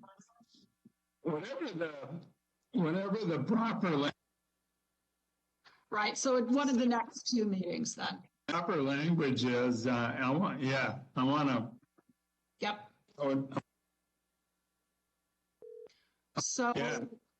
okay, so how about then if the motion is to postpone it to no later than our meeting on the 22nd, or sooner if the language is ready? I think your points were well taken. Perfect. Okay, so Commissioner Lensmeyer moves that. I'll second it. Great, Commissioner Notch. Okay. Let's go ahead and have Randy, if you're willing to take the roll. Sure. District 4, Lee?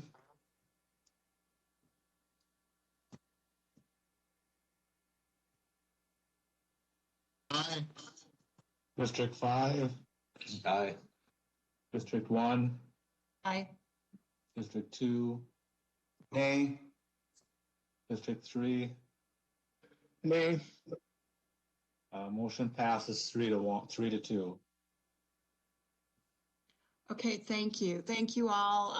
Thank you both, Mr. Catch and Mr. Carlson. Please keep working with our staff, and we will be seeing you back soon.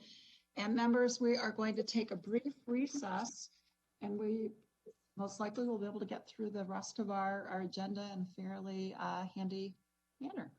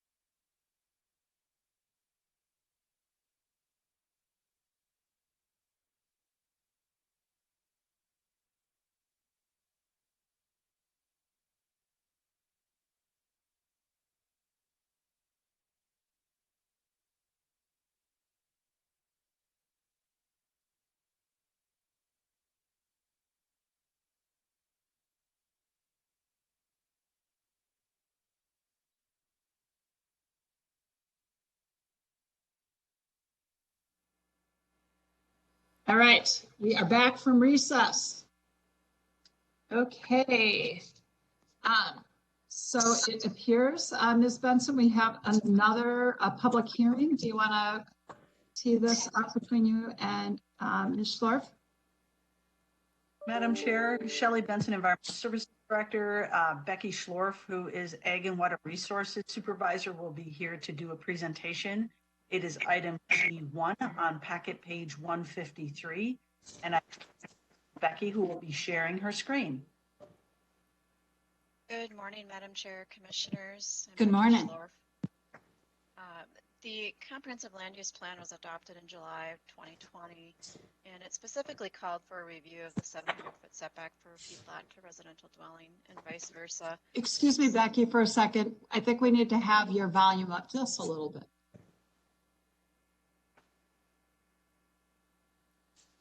Is this better? I don't know how to adjust it on my end. Okay. I'll send you one up. All right.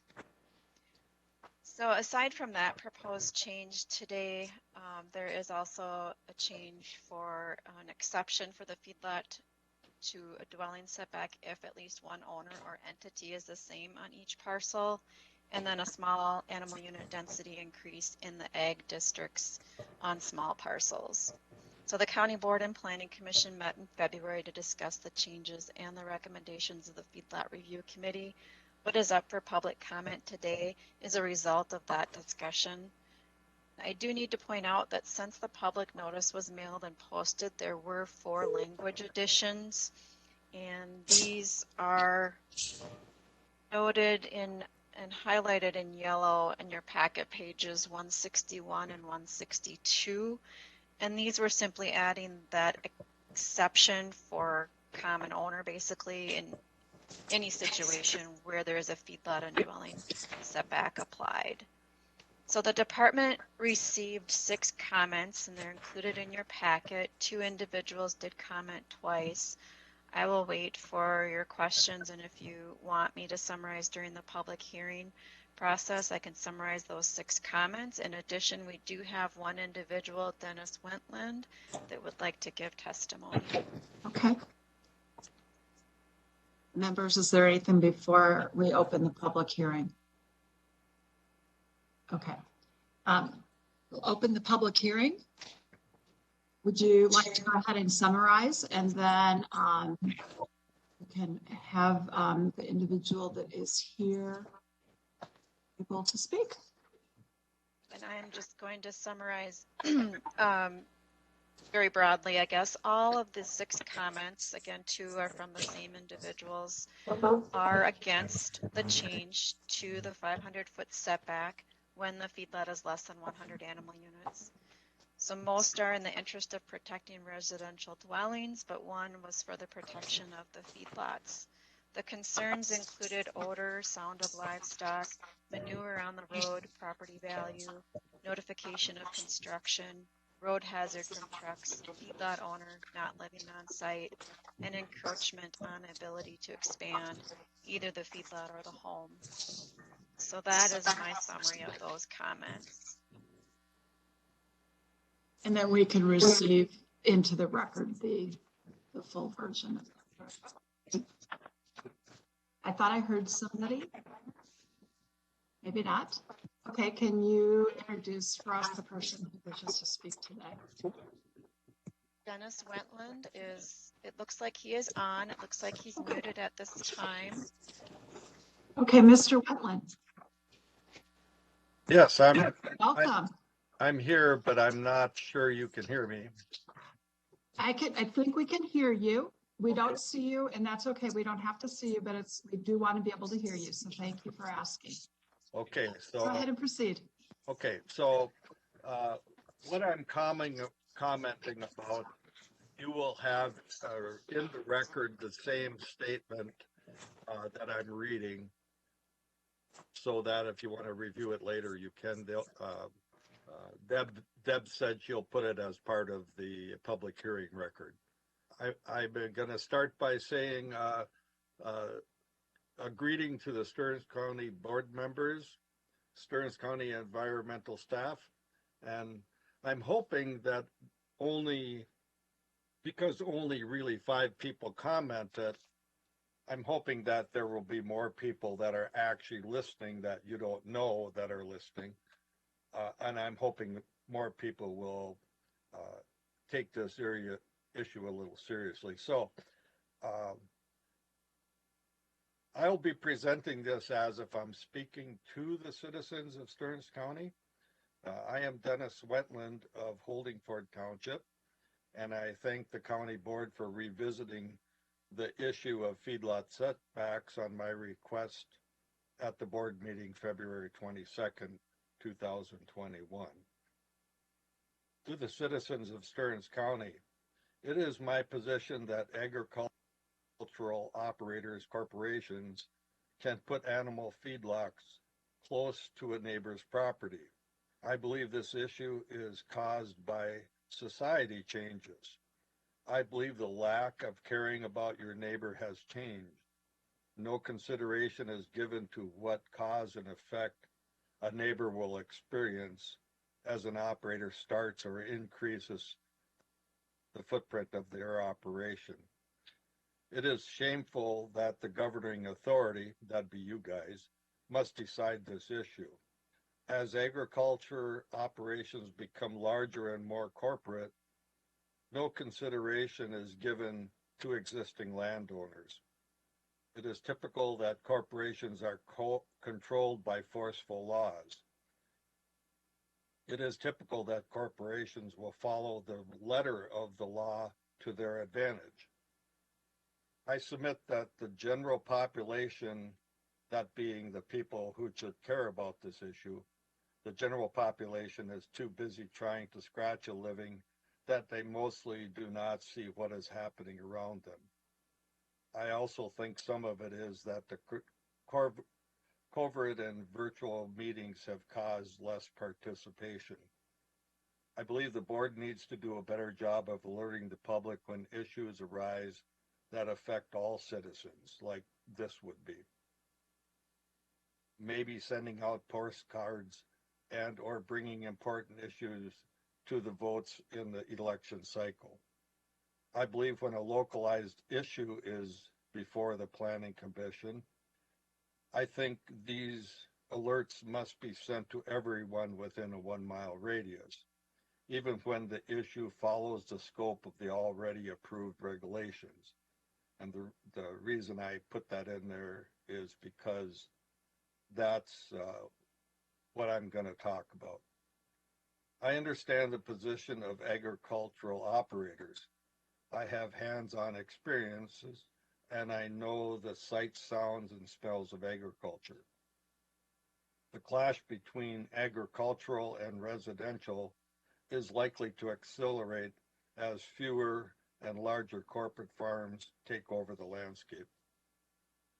My direct involvement in this setback issue started over 20 years ago when one of my neighbors, Art and Renee Harlander, were directly affected.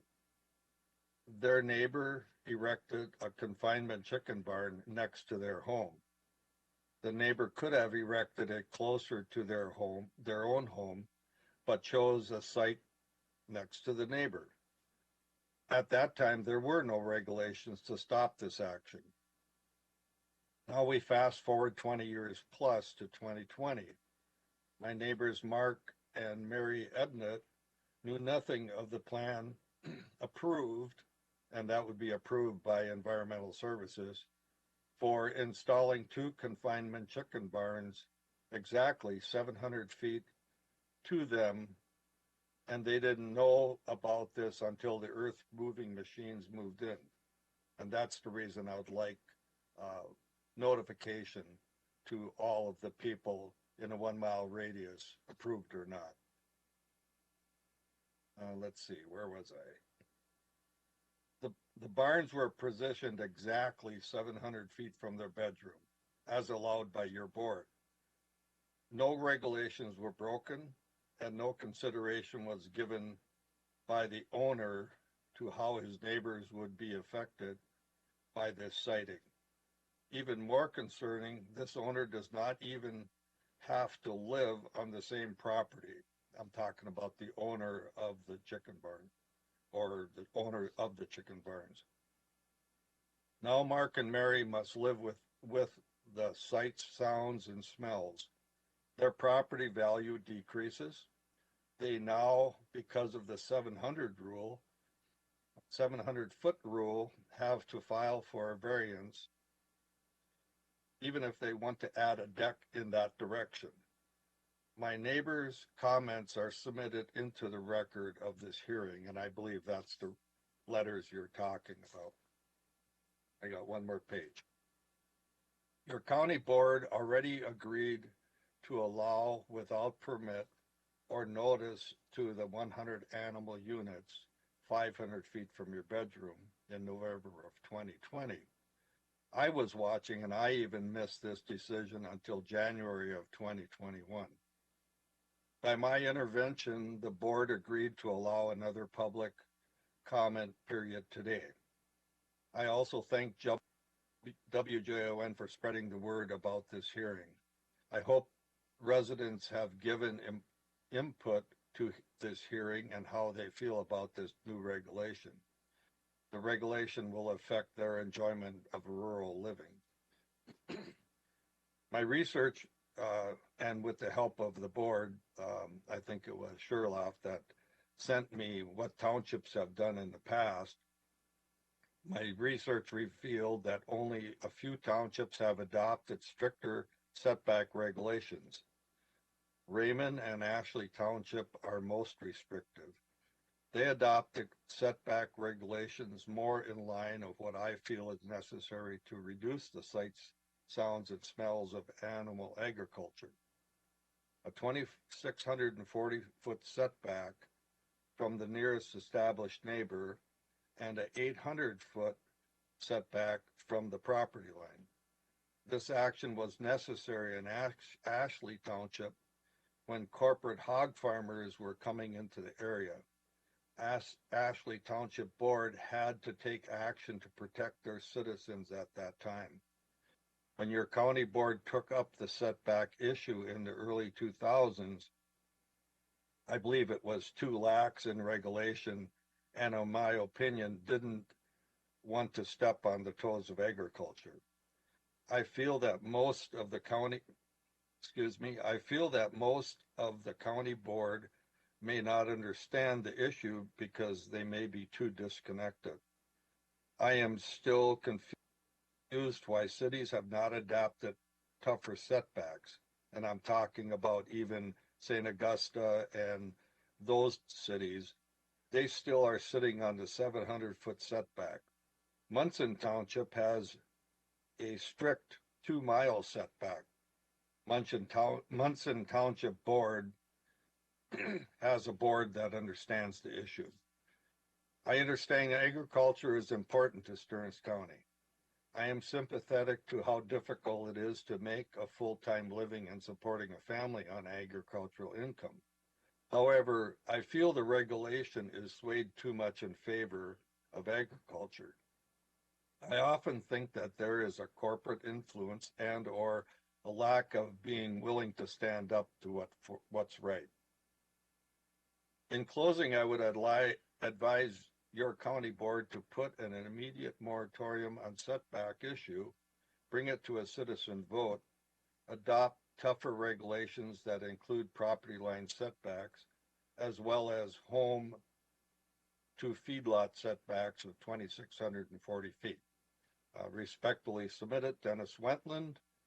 And I would like in your discussion, when I'm done here, in case there are a lot of people listening or will listen later, I would like you to tell them the difference between the 700-foot setback and how many animal units you have there, and the 100 animal units 500 feet from their homes, and put it in terms they can understand, like how many chickens is that, how many dairy cows, how many beef cows, how many feeder cattle, and how many hogs. I think they need to understand how many animals could be that close to them.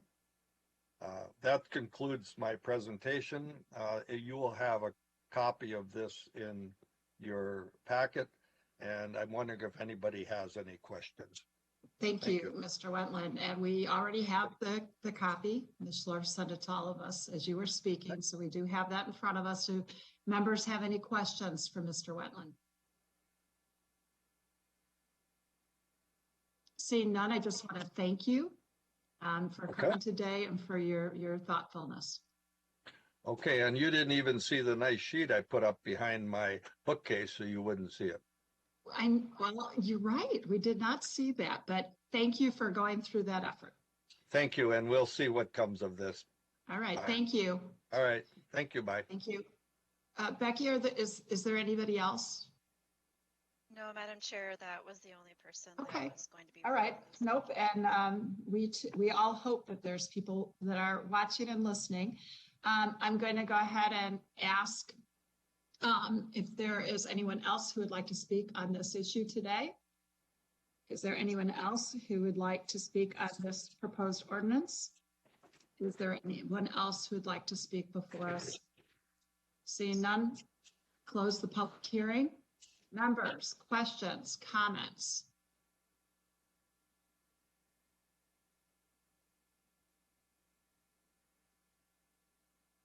And Madam Chair? Yes, Commissioner Notch. I just, this is out of curiosity. I'm assuming the Ebnets built a rural residence at some point in Holding Township. Can staff mention if that's the case? And then usually I thought they were always advised that sights and sounds of agriculture, if that was the case as well. Madam Chair. Ms. Schlorf? Commissioner Notch, yes, the Ebnets had a residence established. I don't know what year. I believe it was perhaps several decades ago, as alluded to in Dennis Wetland's comment. I don't know the year, but I do know that the chicken barns did go up while they were living there. And then, Madam Chair, another question. And I don't know if staff knows this.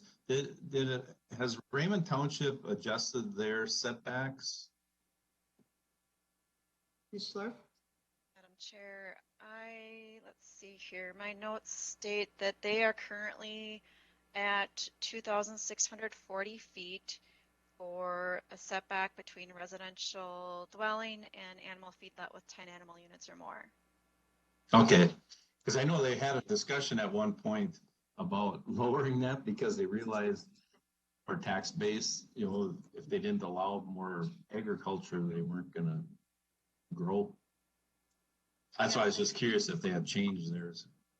Yeah, and Madam Chair, if I may also. Yes, Ms. Schlorf. There, in addition to Raymond and Ashley, Sauk Center also has a more restrictive setback, and it's 1,320 feet. And as was discussed in February at the meeting, townships, as these can be more restrictive. In Munson Township, they don't have a more restrictive setback, but they do have an animal unit density limit when the feedlot is 2 miles from city or when it's 1.5 miles from a residential dwelling, as well as some other water features. So those are the Commissioner Notch. Just a couple more. One question was, if they go over the 100 animal units, if the setback drops to 500 feet, if they go over the 100 animal units, do they bump up then to the next setback category? And then part of that, how many chickens does it take to get to 100 animal units? Good questions, Ms. Schlorf. Madam Chair, Commissioner Notch, the setback does get more restrictive. If a feedlot decides to go to 100 animal units, it would then be required to be 700 feet. If that cannot be met, they would need to apply for and obtain a variance. As for the chicken numbers, I can tell you for one barn example, 48,000 head of chickens, which are broilers and over 5 pounds, would equate to 240 animal units. So let me just calculate what 100 animal So basically putting a Pilgrim's Pride barn up wouldn't qualify for the under 100 animal units anymore. Correct. Okay.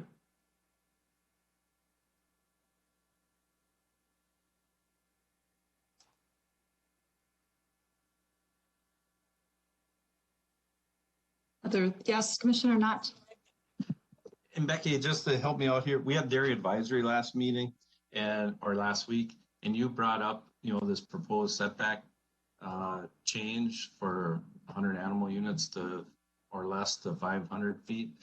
I don't recall exactly what some of the members, if they were I think they were maybe seem more against it as well in case, that somebody wanted to expand, but I don't remember for sure if you got a handle on if the majority thought the change was good or not good. Madam Chair. Becky. Commissioner Notch, yes, I did bring that up last week at their Wednesday meeting, and as I recall, their main concern was what it could mean to infringing on the expansion capabilities of an animal feedlot. And in that discussion, we had talked that the breakout or the threshold of 100 animal units or more for the 700 foot seemed more reasonable than a higher animal unit number. So they were more comfortable with seeing that threshold, for instance, where it's being proposed versus, say, an alternative option of 300 animal unit threshold. So that was what I heard from them. Madam Chair? Yes, Commissioner Persky. Becky, you mentioned, I think, about 4 townships that have more restrictive than our county ordinance. Is that it? Because I see Leasock Township, St. Wendell Township, maybe Wakefield Township has a considerable amount of development, residential in the areas. Are we seeing conflicts in those areas? Sorry, Madam Chair. I am not recalling any conflict or concerns coming from those particular areas in recent years. I can tell you, though, that as I stated, those 3 townships in particular that have a more restrictive setback, they are the only 3 townships in our county that have A160 zoning. And when I did the numbers, the majority, 85% of the feedlots in Stearns County are within A40 and A80. And so this is an interesting note regarding the zoning and the feedlot numbers.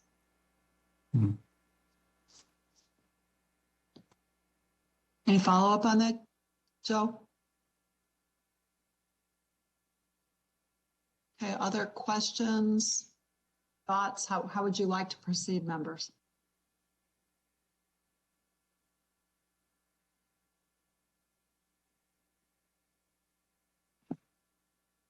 Steve?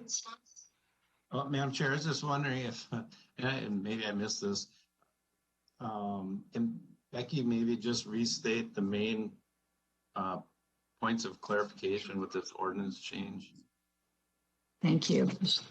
Becky? Madam Chair, Commissioner Notch, the main changes are, or the main and most significant change is the change from a 700-foot setback for all feedlots and residential dwellings to a 500-foot setback when the feedlot is less than 100 animal units. And that would be vice versa. So also be for a new dwelling to a animal feedlot that has less than 100 animal units. So it would drop to 500. The other changes, as mentioned earlier, were an exception for when there's a common owner or common individual or entity between the 2 parcels. There would be no setback. And then the third change would be for a small increase to the animal unit density when it's a small parcel in ag zoning. The other changes that you see in the markup are simply clarifying language changes.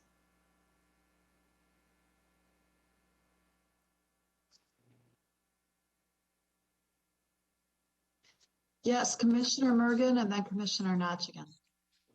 The part that struck me here was when they built this barn 700 feet from the neighbor's house, that now took away the neighbor's rights to expand on their house. I was wondering if that can be addressed somehow. I don't think that should be happening. Before that chicken barn was built, the neighbors could have added onto their house, and now all of a sudden they can't. And all their rights were taken away, their property rights were taken away there. I was wondering if that can somehow be addressed. That kind of bothered me. Go ahead, Becky. Madam Chair, Commissioner Mergen, I did have a conversation with Mary Ebnett about that situation here recently, and I believe, and I suggested that she check with our land use staff, but we do have in our ordinance a one-time 24-foot encroachment allowed in some situations where there's a parcel of record that was where the structures were there prior to ordinance. So that would mean, and that was put into place for a residence to add a deck or some sort of addition, but also for an animal feedlot to add a lean-to. So it allows that one-time 24-foot encroachment for either party, and instead of having to go through a variance process. Oh, and it is zoned agricultural, so I just wanted to also mention that. Commissioner Notch. Oh, thank you, Commissioner Mergen. Commissioner Notch. Yeah, and Becky, if I remember at dairy advisory, the setback is reciprocal, correct? If there's a residential home there already, it works both ways, not just on the farm side. Madam Chair. Ms. Schlarf. Commissioner Notch, that's right. As was mentioned even during the February meeting, there is state statute that does require a reciprocal setback for residential and feedlot dwellings. I'm sorry, residential dwellings and feedlots when it's zoned agricultural. So unless there's a statute change, the county in these agricultural zoning districts must have the same setback for each. And that's why you did see comments against this proposed change from a feedlot owner as well as residences, because they both see it as potential encroachment on their rights to expand.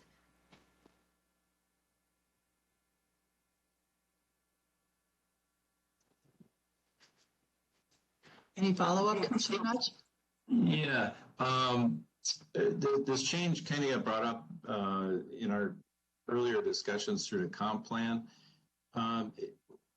Was there an increase in the variance request? That I'm trying to remember back, that brought us to this course of dropping it to the 500 feet. And if so, was there quite a few of them? Madam Chair. Ms. Schlarf. Commissioner Notch, I guess I can't speak to what specifically brought it to the discussion for the comp plan update, but I can tell you that we did in that period of the prior 7 years, did see an increase in variance requests. Some of those seem to be related also to the where a common owner was involved. So some of that might be related to the financial industry changes, but we were seeing more variances and more variances being granted overall. I can tell you that with this proposed change in the last 13 years, looking back, if this had been the case, if this change had been in effect, 5 homes would not have needed the variance request, and 4 feedlots. So that's a 19% reduction. And 2 of those actually were a common owner. So even with that ordinance change, then I guess the percentage would have been even less. So that gives you some perspective and help with your question, I hope.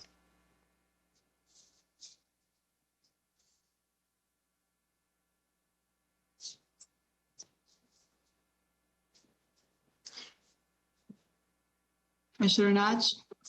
You see the wheels going. We vetted this with the planning commission back in the day, and this is kind of, I believe what we kind of came to an agreement with these changes. I'm correct on that, right? Ms. Schlarf? Madam Chair, Commissioner Notch, I guess my understanding, you're talking about the February meeting where this was discussed with the Planning Commission. That would be correct. Prior to that, it was part of the strategic plan, or I'm sorry, the comp plan discussions that had occurred. And the Planning Commission was involved with that as well.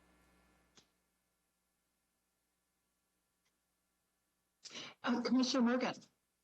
And no matter what we make here as a generic rule, townships can make their own more restrictive rules if they wish, correct? Madam Chair? Yes, Ms. Schlarf. Yep, Commissioner Merkin, that is absolutely correct. As was stated earlier here, we have several townships that are already more restrictive. So if this change goes into effect and they don't like it, they can certainly make it back to what the prior ordinance was. All right, thank you. Commissioner Notch. I guess with that being said, I would move the recommended changes to the ordinance. Is there a second? I'll second, Morgan. Thank you. Thank you, Commissioner Morgan. Any further discussion?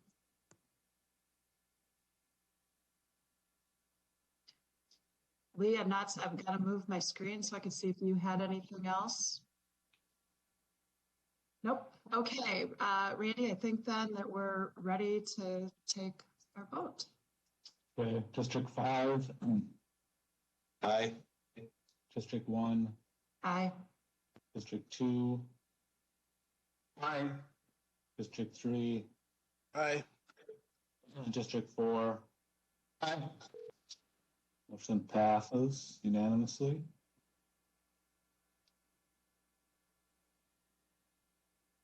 Thank you. I think the reminder about what townships are able to do and being responsive to the property owners and the members in their communities are an important one too.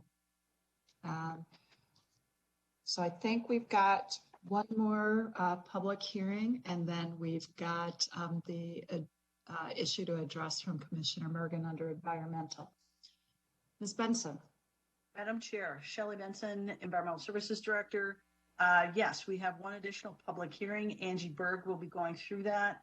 This public hearing actually addresses two topic areas. One is a solar amendment based on a loophole that we had, and the other portion is related to manufactured homes. So I will give this to Angie to review with you. Ms. Berg. Thank you, Shelley, Madam Chair, Commissioners. So as Shelley indicated, we're proposing some changes to the zoning ordinance. Both of them are actually based on prior decisions made by the board. And so first of all, since in the interest of a member of the public that we have speaking, why don't we take the manufactured home change first? We do have Bruner, who is on the call today and would like to talk.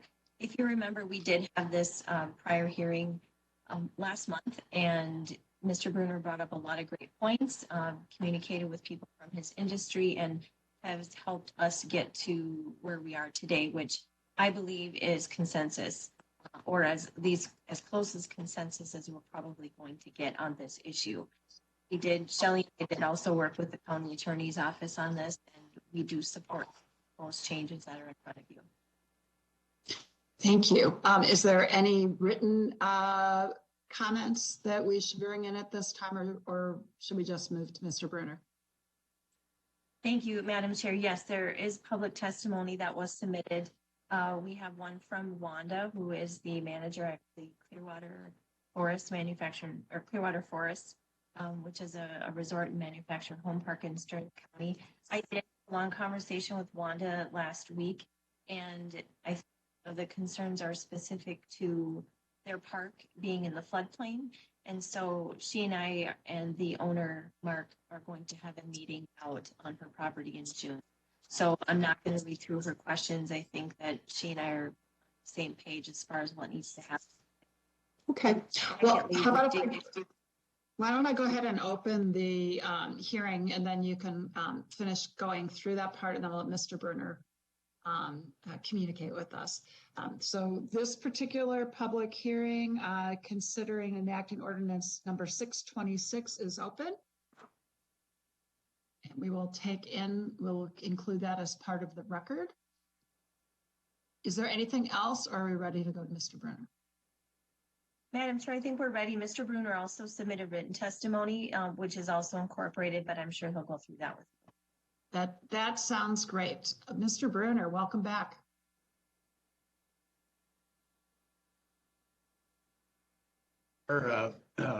Commissioners, Mark Bruner, here speaking on behalf of the Manufactured Modular Home Association of Minnesota. Thank you for continually working with the property owners on this ordinance.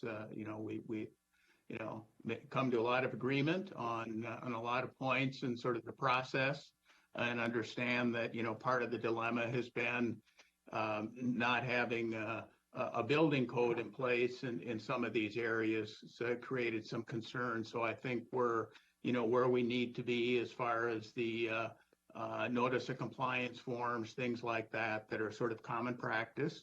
On the version 5 of the ordinance, which is before you today, we did have one suggestion, and that relates to the personal property taxes being paid on the home prior to the home being given a permit, and the suggestion is that perhaps and I understand that the county will be working on a taxes sheet or a taxes paid sheet to be completed by an applicant, but perhaps that too could be referenced in the ordinance, so that someone looking to the ordinance for guidance on having all the proper forms in place would know that is one of them that they would need, so that they could have all their information and things ready ahead of time. And then just another point, as that form is developed, there are situations where if the manufactured home park or community owner has gained possession of the home through the courts and is selling it to someone, that they, as the owner, do not owe the taxes that are still, essentially the responsibility of the previous owner, just so that there isn't a glitch involved when, someone sells their home as the community owner. And, well, you've got to show that, the taxes need to be paid. So there is that. There are some exemptions in Minnesota statute 168A. 0.05 subdivision 1 that specify those unique circumstances. So, maybe just referencing that state statute would be enough to at least work through any problems. And then I was glad that your staff is working with Wanda, the manager at Clearwater Forest, on her concerns. And I know one of the things that she had mentioned that I thought was a really valid point is that somebody that might be applying for a construction permit may not yet actually have purchased a home. So in that case, if they want to make an application, right now they're required under the proposed language to show that they either have are the current title owner or holder, or have made application to the state to have the title changed into their name, which is good. However, they may not, as a prospective buyer, have done those things, or at least they couldn't with the title. So that would be a difficult hurdle for someone to meet if they're in fact looking at purchasing a home and going and applying for a permit to locate that home. Since they aren't yet the owner of the home, they may not purchase it if they aren't assured that they'll be able to relocate it, kind of thing. So it's sort of a catch-22, and maybe there's a way to refine that a little bit, so that somebody would still have to do those things, but yet not have necessarily completed them at the time they're seeking a permit. So that's really all I have as far as additional comments. But again, would like to thank the county and the staff for accommodating our concerns. Thanks. Madam Chair? Yes, Commissioner Persky. Mr. Brunner, if I may ask, what's your position again? I'm the president of the Manufactured Modular Home Association of Minnesota. Okay, well, while I have you here, I appreciate you being here and offering your concerns. I'll tell you what, the last year or so, I've had concerns from a good number of residents from 3 or 4 parks in my district, and they have really been concerned about the increase in the rents that have been taking place when their parks have gone from local ownership to corporate ownership. And I have had individuals where they're on a fixed income of nearly $1,000 a month on Social Security, and their rents over the last 5 to 6 years have almost doubled. Not only that, they are now paying for water, and they're also paying for garbage pickup, which was included in their rent. And it seems to be they really feel trapped, and they're being forced out of their homes with nowhere to go because their rent payment is almost half of their income, and that doesn't include the payment for their house nor their utilities. And it's very concerning to them about staying in affordable housing because they can't find anywhere to go. Mr. Brunner, recognizing this is an important topic, but not straightly on point to the proposed amendment, but if you wouldn't mind addressing Commissioner Persky's concerns, that would be great. Sure, Madam Chair, Commissioner. Yeah, it sounds like a tough situation, and I feel for those folks that are in that situation.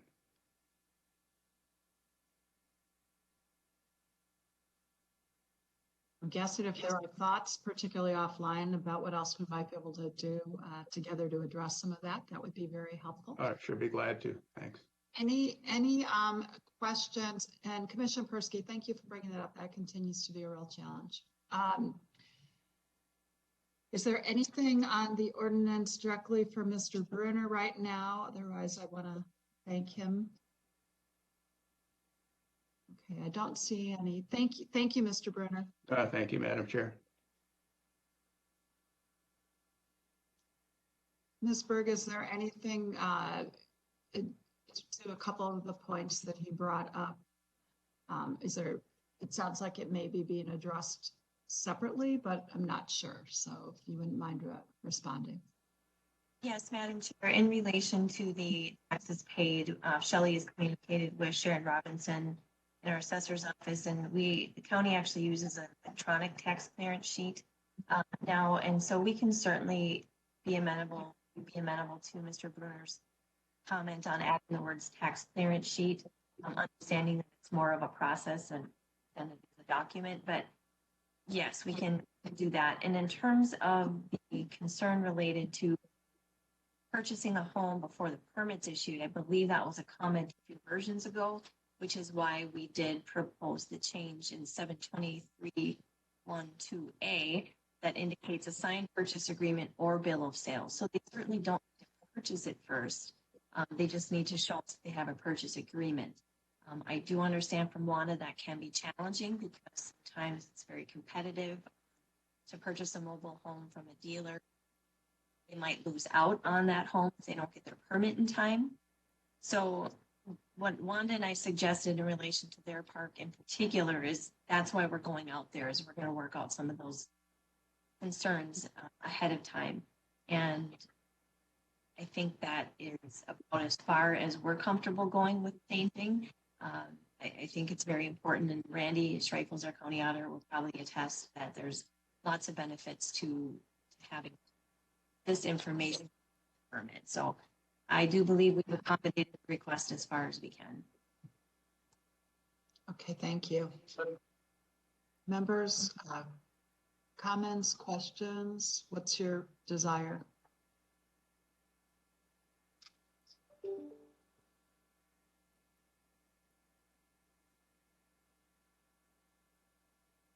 Obviously, a motion is in order.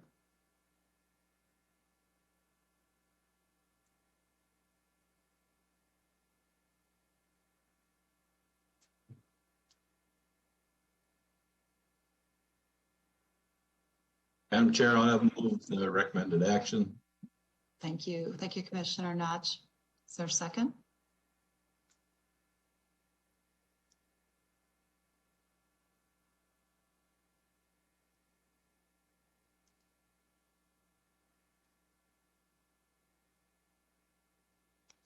I can make that. I can make the second for us to move forward. And Terrell, just to be clear, this is the solar farm and the mobile home park changes. Oh, I forgot we were just doing this part for right now. Okay, well, then let's move. Thank you. Thank you. Thank you, Randy. Let's go ahead and move on to the second part of this, the solar part. I have to admit, sometimes with these, when they're not the same thing, it seems like we're doing two different ones. So our public hearing is still open. Do you want to walk us through this one, and then you can let us know if we've got anybody here to speak to it? Yes, Madam Chair. I was falling asleep on the wheel on that one. So yes, the other change as part of Ordinance 626 is related to the solar farm change that was made by the board last month. This is more of just closing of a slight loophole that was discovered. And so the idea again is that a property at a given time, as of April 20th, when we changed the ordinance, is allowed one separate 1 megawatt solar farm on a parcel, but not that the parcel subsequently can be split time and time again to keep achieving 1 megawatt. The intent of the ordinance, and now what is being clarified here today, is that it's a parcel of record as it existed on April 20th of 2021. So this is a relatively minor change, and this was the intent of the board all along, but we do need the clarification today. And I do not have anyone speaking on behalf of this issue that I am aware of. We could certainly double check that. Okay. Well, I'll call and see if there is anyone wishing to speak to this issue. Is there anyone wishing to speak to this clarification? Is there anyone wishing to address us on this? Seeing none, I'm going to close the public hearing for both parts. And members, I don't know if you have anything else on this one. Otherwise, Steve, I don't know if your motion includes both or if you'd renew the motion to include both. Madam Chair, I'd include the motion for both. Okay. Madam Chair? Yes, Commissioner Persky. Angie, could you articulate this change again?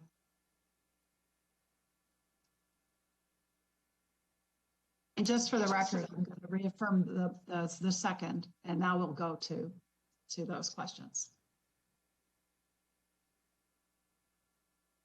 Ms. Berg. Yes, Madam Chair, Commissioner Persky. So the change was made on April 21st, allowed an administrative permit for one megawatt solar project on a parcel. What we're asking the board to consider today is say on a parcel as it existed on April 20th, 2021, which is the date of the change. Without this change, what you will see, I believe, very soon would be solar companies and property owners subsequently subdividing their land into several different parcels in order to not need an interim use permit.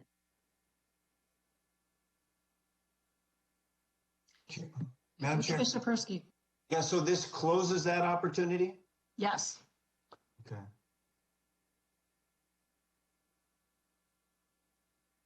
And Madam Chair, Commissioner Persky, I would just add, we haven't had one happen. So this ordinance is going to be effective upon enactment, not upon publication. So it would be effective today. So rest assured, we didn't have any that slipped under the cracks at the last month. This is being proactive. Any other questions, comments?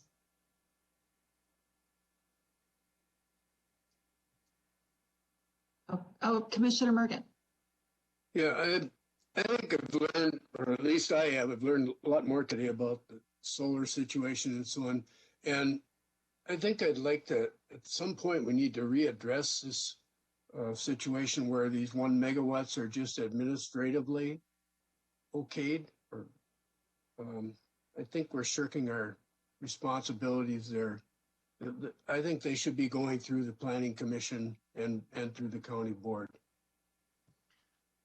Just Thank like you. they have, Anything? they have been. So is there anything right on this? And just a reminder to everybody, we just passed that.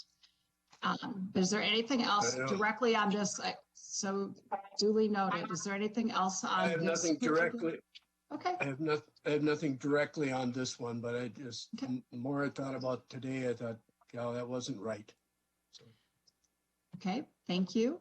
Anybody else on this particular one? Otherwise, I think we're ready to take the roll.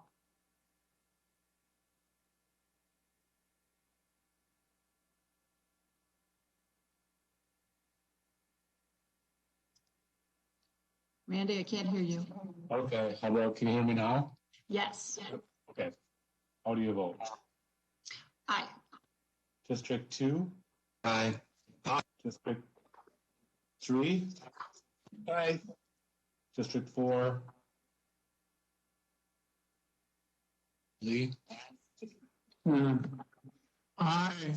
Boy, this ain't working with the shit. District Aye. 5? Aye. Motion passes unanimously. Thank you. Thank you so much. And Commissioner Mergen, you had an item to bring forward. Oh, yes, this is, I would ask for a fee waiver from this person. And I did talk to Shelley ahead of time. He purchased a property at south of Cool Spring about a year ago. And as part of, I'm taking his word for this, as part of the purchasing power of it, he was told that he could get a variance to put a 40 by 60 pole shed on the property. Well, that was turned down, and he wasn't real upset about that. They lowered it to a 30 by 50 foot pole shed. So he was okay with that. But then he went through the Board of Adjustment, and according to things that he has told me, there was some clerical error on where the high water mark was and where the 100-foot error or something got recorded somewhere, and I don't know whose fault it was, but he's got over $20,000 so far stuck into variances. He had to, and this was something he wasn't aware of apparently when he bought the property, he had to pay for a survey 3 different times. One of those times was to move the Excel's electric poles, which he wasn't aware of he would have to do. Then he would have to apply for a highway department, vacate an old road right of way that was no longer in use. So they had to go through that whole process. And then there was one more, which I'd forgotten what it was, but he had to have 3 different surveys done. And now he's asked to come back to the Board of Adjustment again and pay another $550 for a fee. I think that he's gone through enough hardship here. I'd like to see that second $550 fee waived. And that's all he's asking for.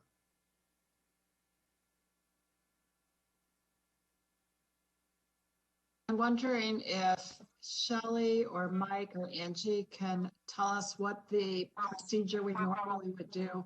I don't know who the person is or anything more. And Jeff, it sounds like a horrible situation. So it's not necessarily that I'm unamenable to it. It's just, I'm just wondering how we generally would proceed on something like this so that people know, frankly, that it's more than getting hold of one of us and then bringing it. We have waived some of these previously. Yeah, but this is actually more about process. I'm just trying to find out because we don't have anything in front of us right now. I'm not saying I disagree with you at all. We just don't have anything in front of us. From my conversation with Shelley this morning, and I don't see her on any longer, but from my conversation with her, it sounded like she would be okay with that. Okay, she's here. I don't want to put words in her mouth. Yeah, she's here. Okay. Madam Chair, members of the board, Shelley Benson, Environmental Services Director. Typically what happens is there's a request by a landowner to a commissioner for a specific fee waiver. That waiver could be for a whole host of things. We've seen them in the past. And typically the director of a department can also waive fees. But when we waive fees, it's typically for a process or a concern that we've had where we've made an error in a process or an error in some part of that processing. So then we would typically waive the fee internally. In the case where there's a request by a landowner to waive the fee, we have them discuss it with their commissioner, and then this commissioners make a choice to bring that forward. And as Commissioner Mergen has indicated, there have been quite a few costs associated with this landowner's property. It wouldn't be the first time where a landowner has been granted a request and or some other things and then have to go back to the Board of Adjustment because now they're making a change to the request. So that's kind of the situation in front of you today, is that the landowner would like to go back to the Board of Adjustment for a change to what they requested. But they were granted a variance previously. So what could we do, and then we'll go back to this, to make sure that we've got the information before the start of the meeting, just so that we know what's coming and we can have done our own due diligence. Jeff, I trust you on this, and I have no reason to doubt it, but I don't even know who the landowner is. So it just would be helpful. Most of the other things we do, we at least know something before a meeting. Cheryl, do you want me to? Commissioner Mergen. I can give you the name of the landowner. I don't think that would be a problem if you want to know. Sure, I'm thinking for the future, it just would be really helpful knowing. Okay. We have All some right. The landowner is Jody, and I'm going to spell the last name. You'll see why. GueningSman.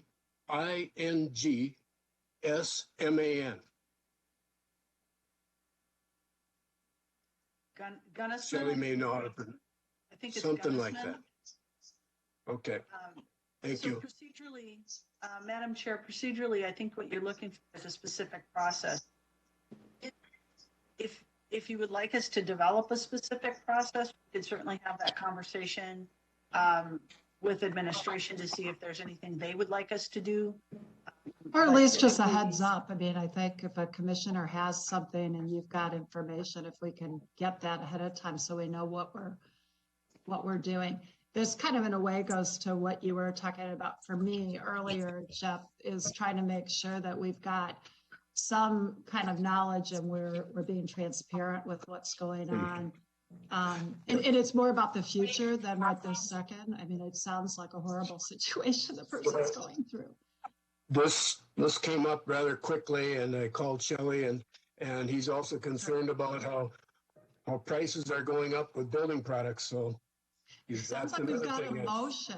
It sounds like there's a motion, and I would just ask for the future. Let's just make sure. I would move to waive the $550 for the Board of Adjustment. Great. Okay. Is there a second?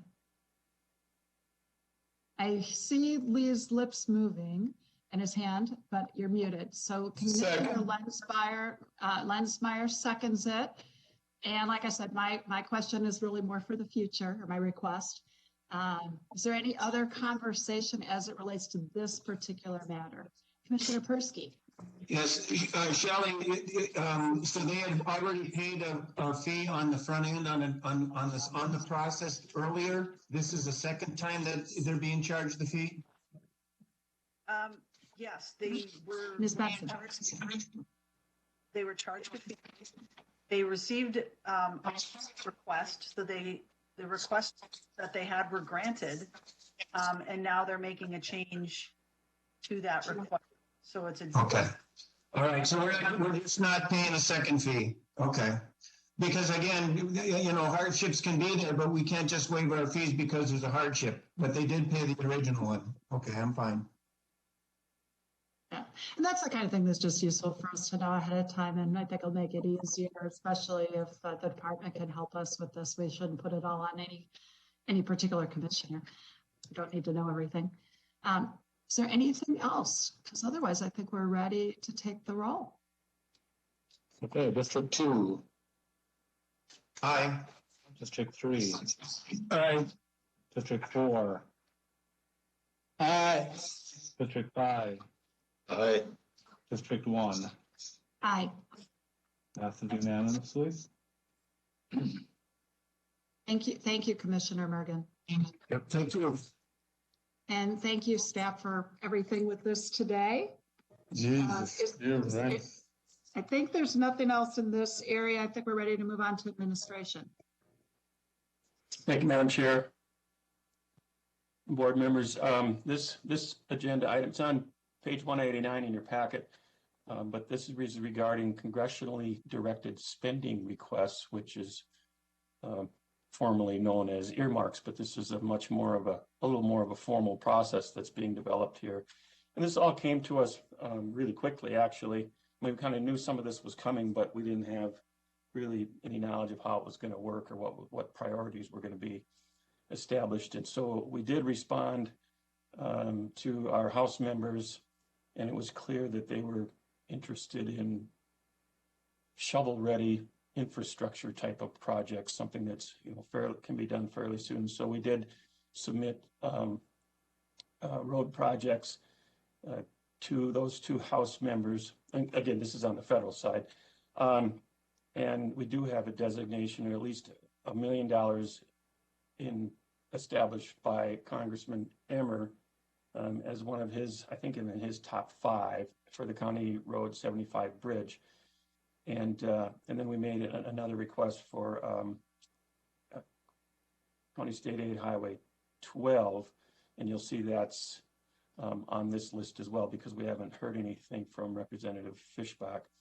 And so what I'm looking for here today is approval of a list of projects that we can pursue within these programs, and that's why it says 5, because we want your support on the ones we already submitted to. But the rules or the requests came out from Senators Smith and Klobuchar just last week. Their applications became available, and we need to have those submitted through their portals by this Friday. And so we're focused on projects that can be funded in various appropriation bills. So we don't want to have, for example, 2 requests within one bill, but we've been advised that it's perfectly acceptable to make requests in a number of funds to allow some choices to be made. So you see here in front of you applications that we would anticipate submitting both to Senator Smith and Senator Klobuchar through their process. And so the first one is one that you haven't heard a lot about, and that's some energy saving projects for county buildings. And you can see it includes LED lighting in a number of our buildings, some solar generating in a number of our buildings, and some electric vehicle charging stations at a number of areas where we would be doing some of this work as well. This is not as fully developed as some of the other proposals here, and we're working on that as we speak. And we do have some help from McKinstry in pulling these numbers together, and thanks to Kevin, we've been able to move quickly. Kevin and Steve, we've been able to move quickly on that project. And as you might imagine, the first goal of this is to save energy through time, and so we see this as what could be a really significant cost-saving project well into the for years to come, as well as reducing our carbon footprint. The second one is reconstruction of CSAH 12, and this was in our 5-year capital plan, and this has been delayed because of funding. So both these two are pretty significant costs. So we've said that the energy savings could be up to 5 million, maybe not.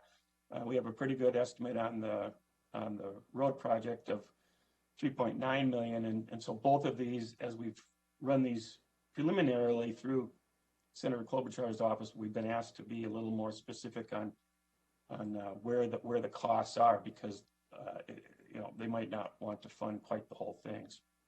So, and we can certainly do that in the application project. The second, or the next two are projects or applications that you've seen before. One is the Domestic Violence Partnership-Based Supervised Visitation Program, which was in our federal priorities, and we've already spoken to our representatives and our senators about this.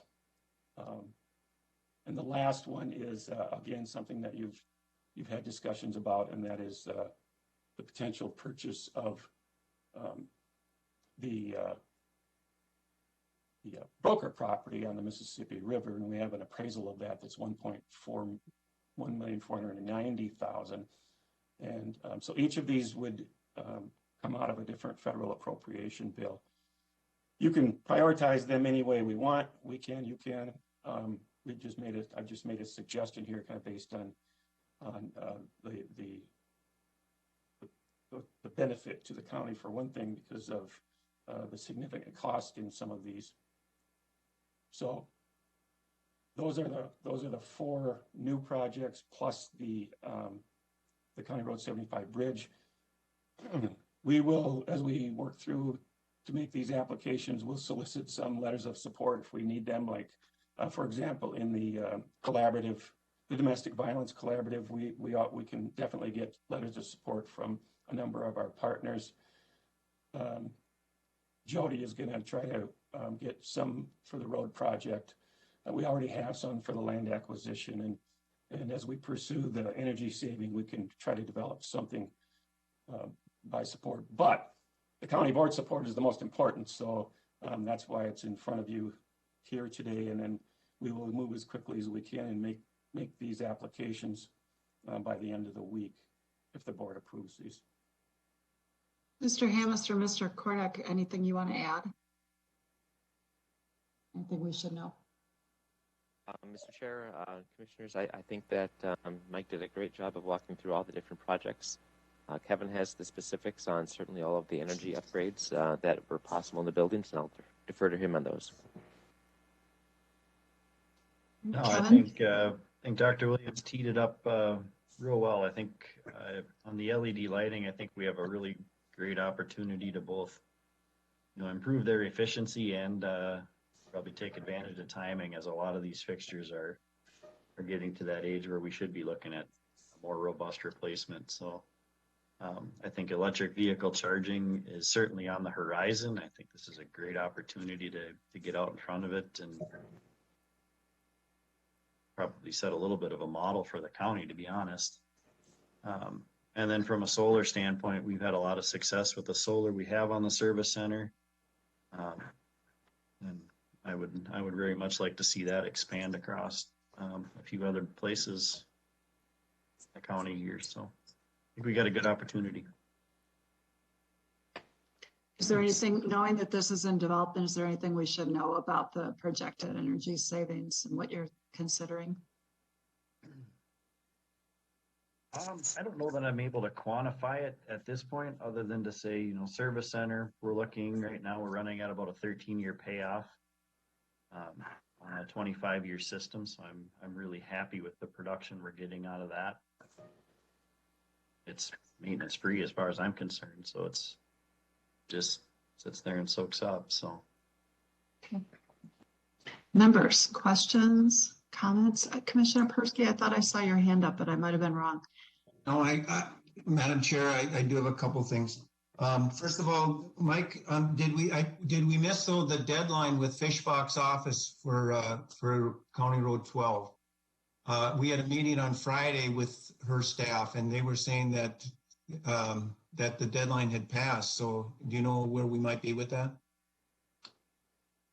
Commissioner Persky, that is the first time I've heard that. I was not, I don't know that we were late. I didn't think we were, but okay. If you're hearing that, we'll need to follow up. So yeah, so certainly follow up.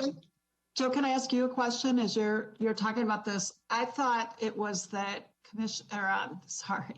that Congresswoman Fishbach's office wasn't able to kind of move fast enough for it to be under from her standpoint. I mean, is it too late with regards to the senators, or? No, my understanding is no, not on the senators, but from the House side. The House side is, I think we missed the deadline on the House side. But certainly Jody can get that information today if we need it. Yeah, The Commissioner. truth is they're moving very fast. Commissioner Persky, Dr. Williams. well, obviously, we did not meet the deadline. Congressman Emmer has us designated. So I don't, I mean, that doesn't make sense to me, but we'll follow through and try to figure it out. Okay. So it sounds like these items could still be in play, but it would be coming perhaps through the Senate side. And it also sounds like these different pots of money, some of them, they need another bill to pass into law for them to fully come into play. Is that correct? Yeah, Madam Chair and members, of course, this is just the beginning of the process. I mean, even though a representative or senator, designate something within their priorities doesn't mean it's going to get funded in the process. Commissioner Persky, Joe, did you have something else with that? Yeah, and I appreciate staff working on this because extremely short fuse. I mean, the deadline, the 21st already, I mean, that's, the end of the week. So yeah, I appreciate, moving these things forward. So. Just, Madam Chair, one last thing that, you can see in the documentation here that we've pretty much identified if it was necessary to have a match, where those matches can come from. There's not necessarily a requirement, but when we're asking for some of those larger dollar amounts, there likely would be. That was helpful to include that, at least from my standpoint. It saved a question I would have been asking. Commissioner Morgan. I don't see broadband included in here at all. Dr. Williams. Yep, Madam Chair. Commissioner Morgan, I think that's a good observation. I don't know that it fits within the, what are we calling it now, congressionally directed spending. There's other funding coming out of the federal government for this and the state government, and so we don't think there's a place to make that request today. And Commissioner Morgan, at least, and Dr. Williams, feel free to correct me. My understanding is they're still trying to figure out that pot and whether there would be external requests or if it would go through a different process. But I think I think we could certainly reinforce to administration that if there's an opportunity, it looks like there's an opportunity for earmark, please seize it. Yeah, I think that's I mean, as I said, that's a good observation. And if the board wanted to do, make a statement within approving these about a broadband, if we had a project, that would be great. I mean, and then if we can funnel a request in somewhere, we would. That's a good suggestion. I think that'd be helpful. Commissioner Morgan. For all of these except number 4, I think the money here could be better spent on additional road and bridge repair. And then also, this is getting out of hand. Just look at the next item that's on our agenda. So I cannot support number 4. And this has come up before where that's, again, here's farmland. If it's somebody's special interest, then it's okay to take farmland out of production. So I will not support that one. Commissioner Persky. Madam Chair, I'll argue the other side on number 4 in that even discussion with the Park Commission in our last meeting, they're still interested in that Mississippi River complex. I think that this piece in particularly 3,800 feet of shoreline along the Mississippi is actually of national significance, not just state and local. And I think that it would stand a fairly good chance actually of getting some appropriated funds considering the Mississippi River, what it is, the fact that 18 million people drink out of that river. And again, we would be preserving 2 miles of undisturbed shoreline for generations. And Commissioner Morgan, your point is certainly well taken. I think a hard thing is nobody's looking at this as farmland. Go ahead. Listen, yeah, it's farmland, and if it's not farmland, it could be really, really valuable, a residential area, and that doesn't mean it has to pollute the river. And that would offset people's property taxes rather than add more onto lesser people. Thank you. Thank you, Commissioner. Commissioner Notch. And just because they're on here, it doesn't, and they get funded, doesn't mean you have to accept it, correct? Or are you? Oh, Madam Chair, Commissioner Notch, yeah, I think that's true, yes. I don't know that we would want to make a request and then not take it if we got awarded it, but yeah, you could definitely. But if you put that request in for that Mississippi River Park, what do they typically fund it the whole request, or do they say here's $200,000 here? Then we can draw the line as if we accept it or not. Right. If they give it all, well, then it's, then cost the local taxpayers really. But if they're only going to give 50,000, well, then we can say, well, that's still not going to work. Yes. And that would 'Cause certainly. I hate to see some of the other projects turned down because you can't, because of one. It appears that in this process that it's definitely within the specific areas. But yes, it would certainly defeat the point that Commissioner Persky was making if they come back and say you can have 50,000. It hardly seems worth our time. But yes, Commissioner Mergen. But remember, this goes on forever, the upkeep and everything else, and they aren't going to contribute to that forever. It's less taxes, more cost forever and ever. And if we're going to vote on this, I would request a separate vote on number 4.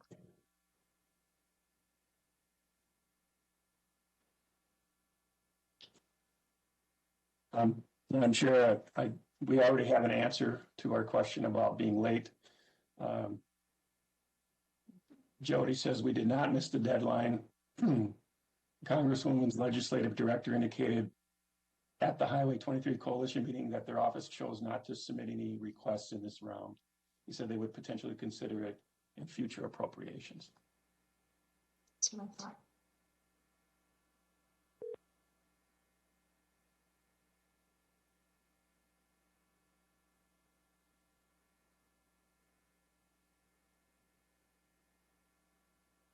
So I think Commissioner Mergen, are you making a motion to accept the first ones and then we do a separate motion for that one? I will move to accept the first 3. Okay. Is there a second? I can second that. Thank you, Lee. All right, there's a motion and a second for the first ones. I think we're ready to take a vote on this one and then we'll proceed to the other one. District 3. Aye. District 4. Aye. District 5. Aye. District 1. Aye. District 2. Aye. Pass unanimously. Thank you. Now going back to this other, the Mississippi property.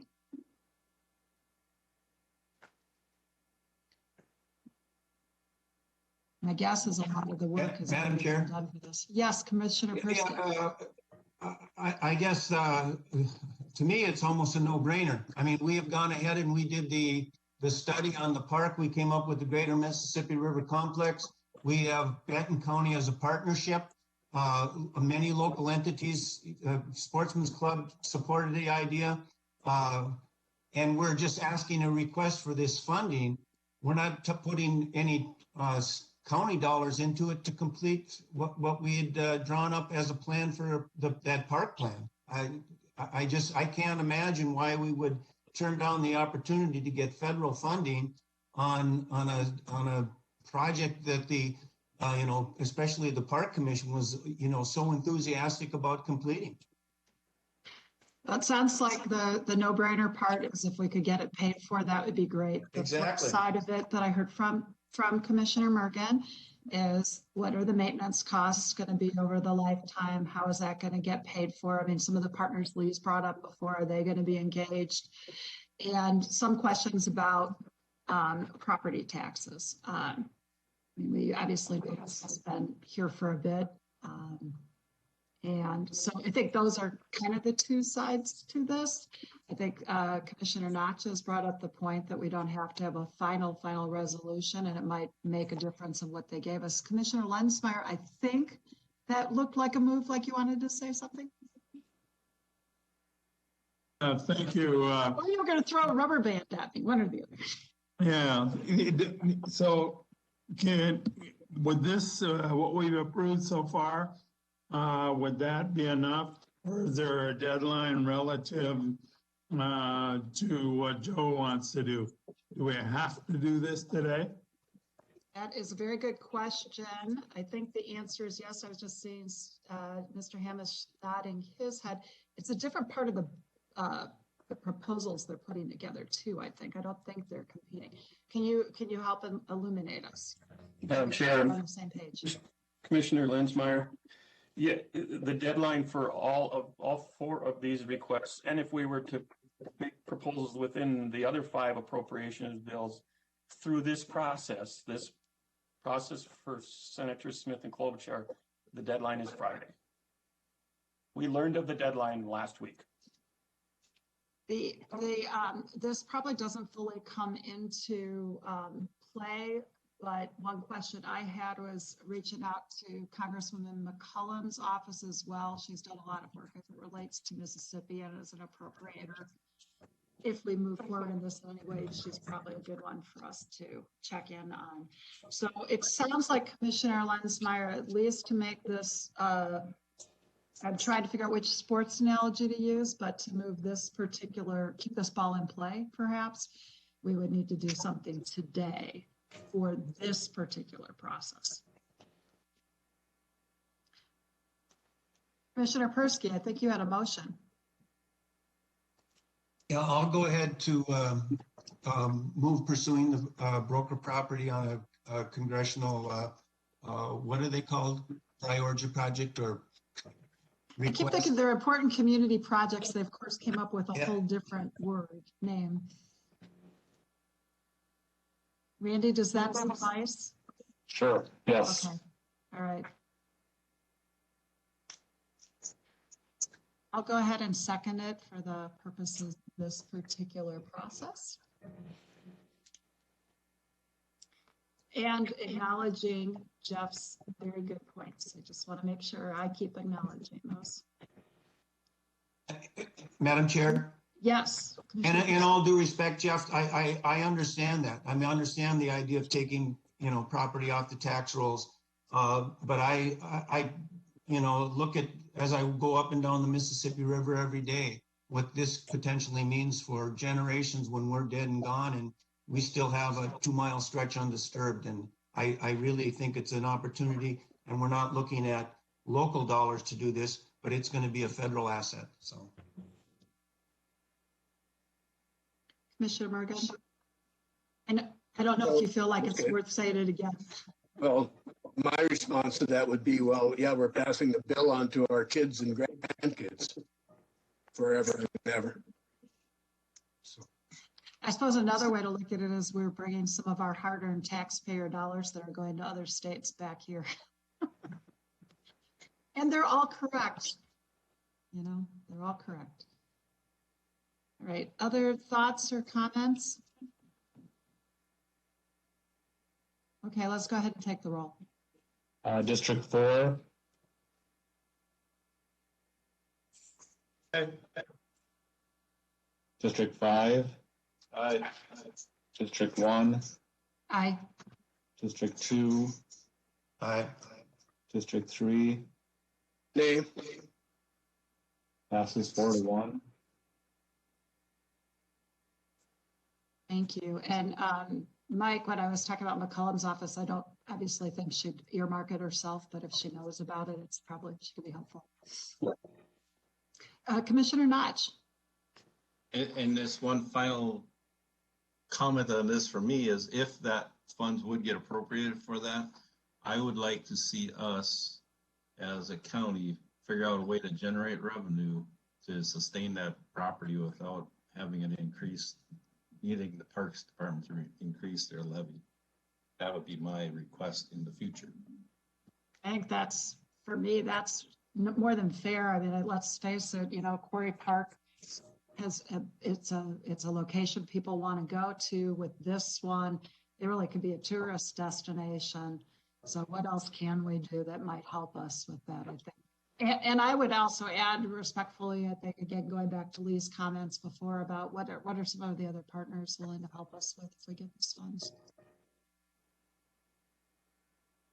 Okay, I believe we now have moved to closed session. Are we recessing and then coming back, or Mike, how does this work? You just can close close the meeting at this point for the discussion of property acquisition. Okay, so we are going to adjourn our board meeting, or close the meeting, sorry, for the purposes of the closed session. And I'm going to gavel that down so that our friends in the control room can hear that.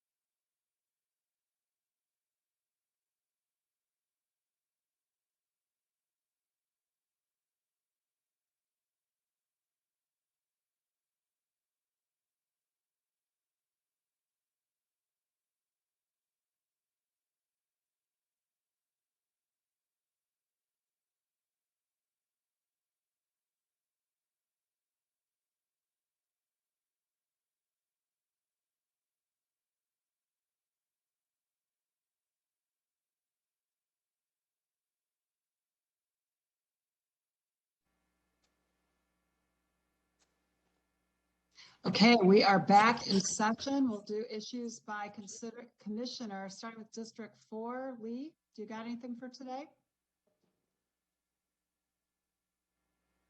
You're on mute. The only, we don't need to discuss this in any more detail today, but I'm wondering if relative to this whole solar discussion, if we should work through AMC because they're part of NACO. What's been the experience in Western states? I'm sure they've got solar fields out there that, you know, are more than 20 years old. What happens in those situations? We'll soon get there with some of our own stuff, but I think that homework has merit. That's all I got. Thank you, Lee. All right, District 5, Steve. I don't really have anything at this point in time. Thanks. Okay. All right, thank you. District 2, Joe. I think I've said enough today. I think we all want to end it. So appreciate everybody's cooperation. Well said. Thank you. Okay, District 3, Jeff. I have two things. Number one, I think it's time we start meeting in person now. So I don't know where Mike is on that. He might want to comment on that in a bit. But secondly, this is Ben and I have been going back with Theo Anderson as a constituent, his concerns with the parks. And so here's part of an email that he wrote. It says, do the Stearns County Board of Commissioners realize that the Stearns County Parks policy that they're only available to nonprofit youth groups, people who are traveling through the area on bicycles, and those who are traveling along the Sauk or Mississippi River State water trails. This results in the exclusion of the majority of Stearns County taxpayers from using the full resources of the parks that our tax money is used to fund.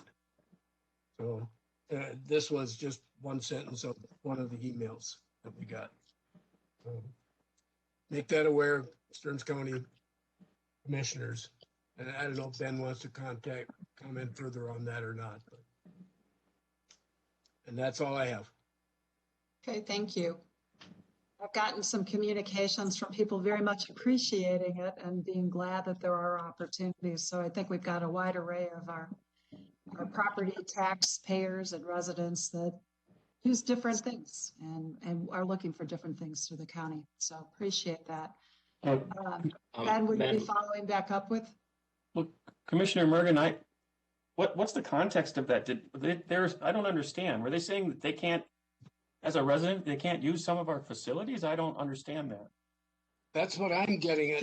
Unless they pay a fee or something where these other entities don't have to. I'm not sure. That's why I asked Ben to stay. Okay. Okay. Yeah. Well, it is interesting because when you think about the bulk of them, all of us can go in unless it's closed. So Ben. Yeah, Madam Chair, Commissioner Mergen, you know, I see where he's coming from and through there, but our parks, the way that we're licensed, we're not licensed at a campground. In most of our parks, we have one site that's available, and it's a group campsite. And all of the planning documents that go back, including Mississippi County Park, reference back to only having nonprofit youth groups camp within those sites.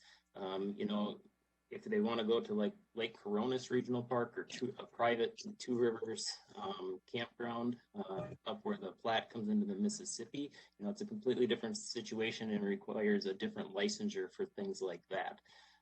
So it's not like we have 20 campsites that we're only allowing the nonprofit youth groups or bicyclists to stay in.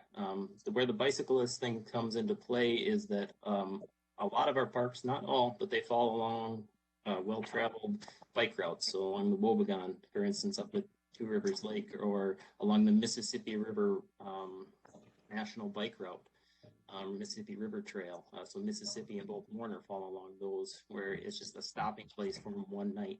The other thing that comes into play with having people in our parks overnight is technically our parks close at 11 p.m. And if we start opening that up for camping to the general public, I worry about, you know, what's going to be going on out there. You know, nonprofit youth groups, I think we're fairly safe with saying there's not going to be a party all night out there.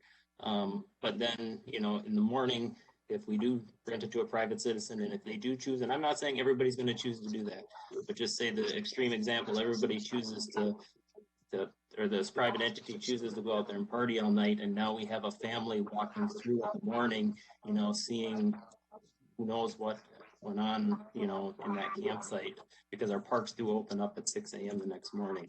So that's kind of some of the reservations and a little bit of the history on the camping aspect within our parks at this time. And I apologize, Jeff, I didn't understand that what he was talking about was camping. So it also sounds like if he wants to see expanded camping, that's something that we could certainly consider, but we would probably need to develop the sites and have additional staff based on it. So is that something that we could also be looking at with regard to the next time we do the park? I'm trying to understand this. So a bicyclist coming through there can stay after their park closes at 11 at night? Ben? Yes.